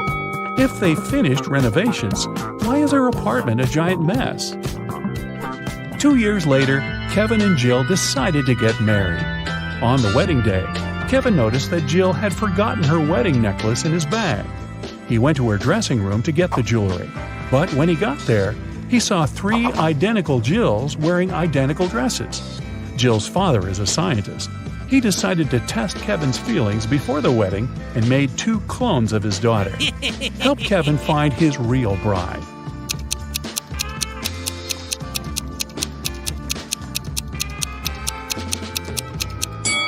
It's the third one. She has a tattoo on her ankle, remember? And her clones don't, because tattoos don't impact genetics. Jill went downstairs to say hi to her bridesmaids, but when she saw them, Jill began to yell at her dad because he pranked her with his mad scientific tricks once again. One of the bridesmaids was a cyborg. Can you guess who it was?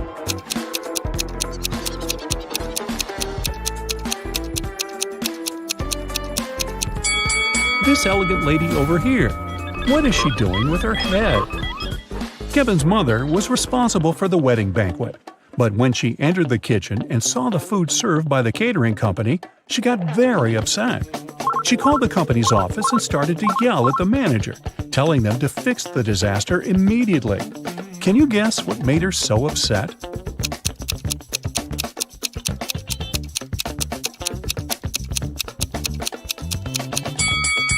Look at the top of the cake. There are 2 green goblins instead of the bride and the groom. Kevin and Jill went to the Caribbean for their honeymoon. The hotel looked rather creepy, but they decided to stay there anyway. The hotel employee asked the newlyweds to choose a room from the remaining options. Can you help Kevin and Jill pick a good room?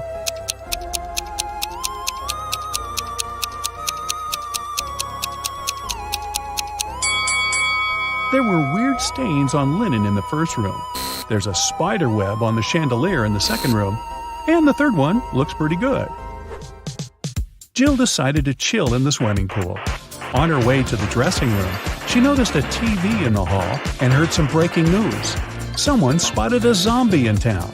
The creature probably went downtown, and it could be anywhere. Zombies are not very good at swimming and move very slowly. Jill entered the dressing room and met 3 people. Can you tell who the zombie is?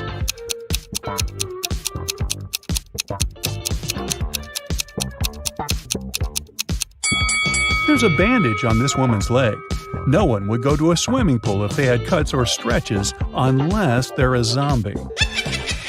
In the hotel room, Kevin found a secret door leading to a tunnel. He walked through the tunnel and found storage full of diamonds. Suddenly, prison bars appeared around Kevin out of nowhere, and a mysterious voice said, "You can take all the diamonds and leave safely if you manage to choose the right potion to escape." There were 3 options. The first potion will make Kevin invisible. The second potion will turn him into a bird. And the third potion will make him super tall. In 5 minutes, Kevin returned to Jill with a huge bag of diamonds. Which potion did he choose?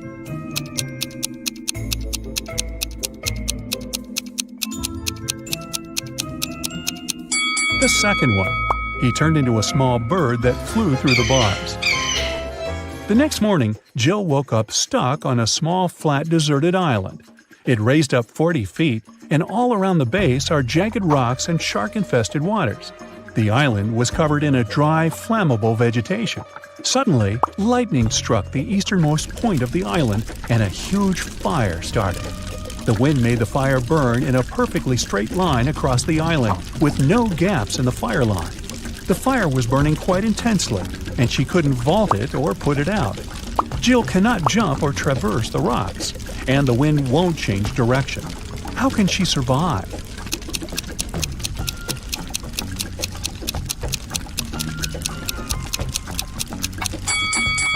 Jill can start a fire herself, which will burn behind her. By the time the main fire gets there, she will be surrounded by an already burned area, and the main fire will not harm her. Also, since there was lightning, it probably rained soon after. The rain could put out the fire, and Jill would survive. Wow, what a crazy honeymoon. I think I'd just stay home. Nancy and Mike were going to the Carnival of Riddles, which was scheduled to be in their town during the weekend. It was a very popular carnival that was traveling the country, and everybody was so excited. So, when they arrived, they saw a very long line, and it seemed like they had to wait for many hours to be able to get in. But the ticket salesman left his booth and walked in front of the crowd. He said that he was going to give a riddle to everyone. Since this was the Carnival of Riddles, those who could answer correctly would be able to get inside earlier than others. The riddle was this: I am the beginning of eternity. I am the end of time and space. I am the start of every end. I am the end of every place. What am I?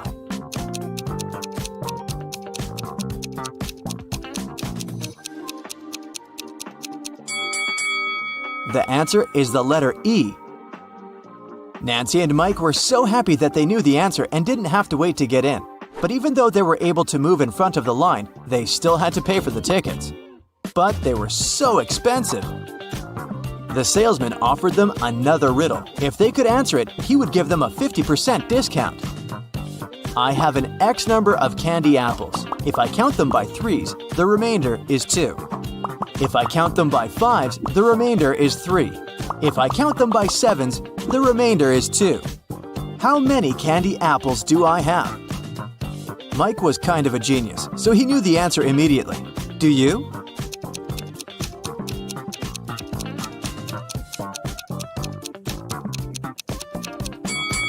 The answer is 23. Nancy and Mike were glad to have been able to save some cash to buy snacks. Nancy wanted to get something sweet for herself and her brother, so they went to the candy booth. They had 3 options to choose from. They could either buy cotton candy, candy cane, or a candy apple. Which one should they pick?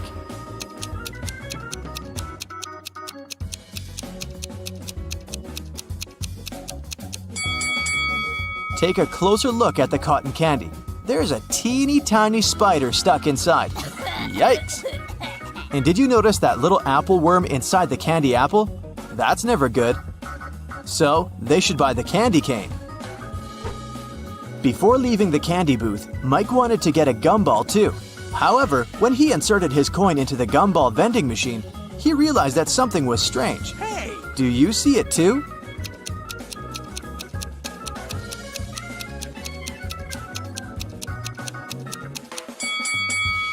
Look inside the machine carefully. Not everything in there is a gumball. This and that are eggs. How weird is that? Hey! After eating their candy, they came upon a tent with a sign that said, "Enter if you want to see real magic." They were intrigued, so they decided to walk in. There were 3 different magicians. The first was holding cards in his hands. Then he made them disappear. The second one also had cards, but he was making them levitate. And the third one put a pen through a card, but the card was unharmed after. Only one of them was capable of real magic, and the others were just doing tricks. Can you tell who?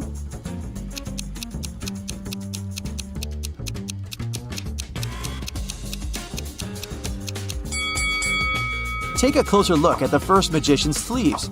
You can see a corner of the card. He didn't make them disappear, he just hid them. The second magician's cards are attached to a clear thread. You can notice it from where the sunlight hits. So the third one is the real deal. Mike was a fan of all things scary, so he convinced his sister to take the haunted house ride. As their cart moved inside the dark tunnel, they encountered 3 different monsters along the way: a zombie, a ghost, and a mummy. Little did they know that one of them was a real monster. Can you tell which one?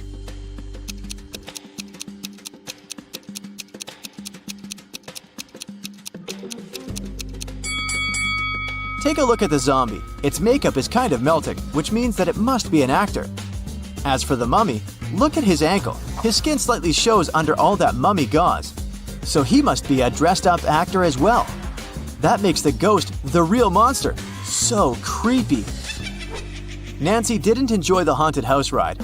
She wanted her next ride to be something relaxing, so she chose the carousel. Mike decided to skip this one to explore the carnival more. They agreed to meet later. When Nancy arrived at the carousel, she saw that all the horse seats were taken, except 3. But only one of them looked safe to sit on. Which one is that?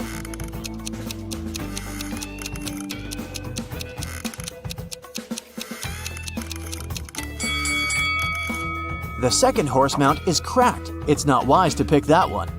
And the third horse is slowly moving back and forth even though the carousel is not rotating yet. Its screws must be loose or something.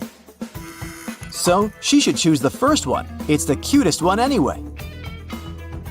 As Nancy was enjoying the carousel, Mike decided to check out the Hall of Mirrors. The information board said that only one person was allowed inside. Mike entered and had so much fun enjoying all the funny reflections of himself on the weird mirrors. But then, suddenly, he screamed with fear. Why is that?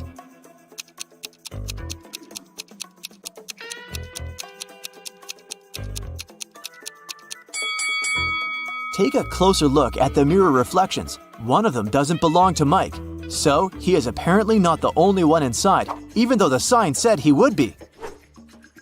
Mike was so scared of the unexpected reflection. He ran out of the Hall of Mirrors immediately, but as he did, he tripped on a stone and twisted his ankle. So he decided to visit the first aid tent to get some ice. When he walked in, he saw that the nurse was in panic and in no condition to help him out because there were 3 pregnant women sitting in front of her, all claiming they were going to give birth now. However, Mike noticed that one of them was lying and faking her pregnancy. Can you tell who?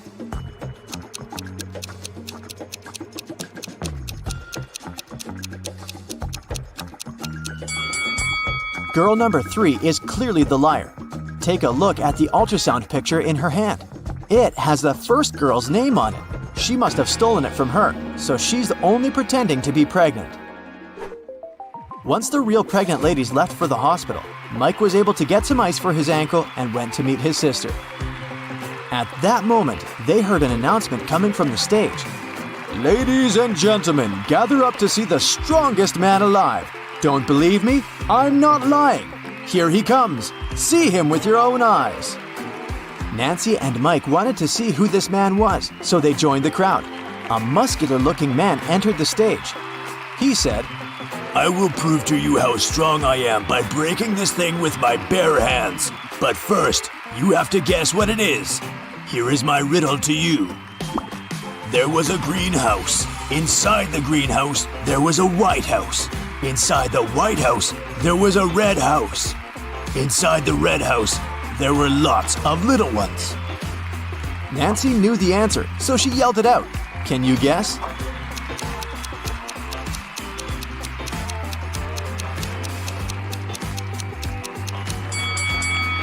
It's a watermelon, and the strong man was able to break it with his bare hands indeed. So cool! Nancy and Mike were tired, so they decided to call it a day and go home. But before that, they wanted to get a souvenir from the carnival. They picked a beautiful fridge magnet. When they paid for it, the gift shop salesman put 3 cups upside down on the table and placed their money under one of them. He said he would give their money back and the magnet for free if they could guess which cup had their money after he performed his trick. Watch carefully. Nancy knew where the money was immediately. How about you?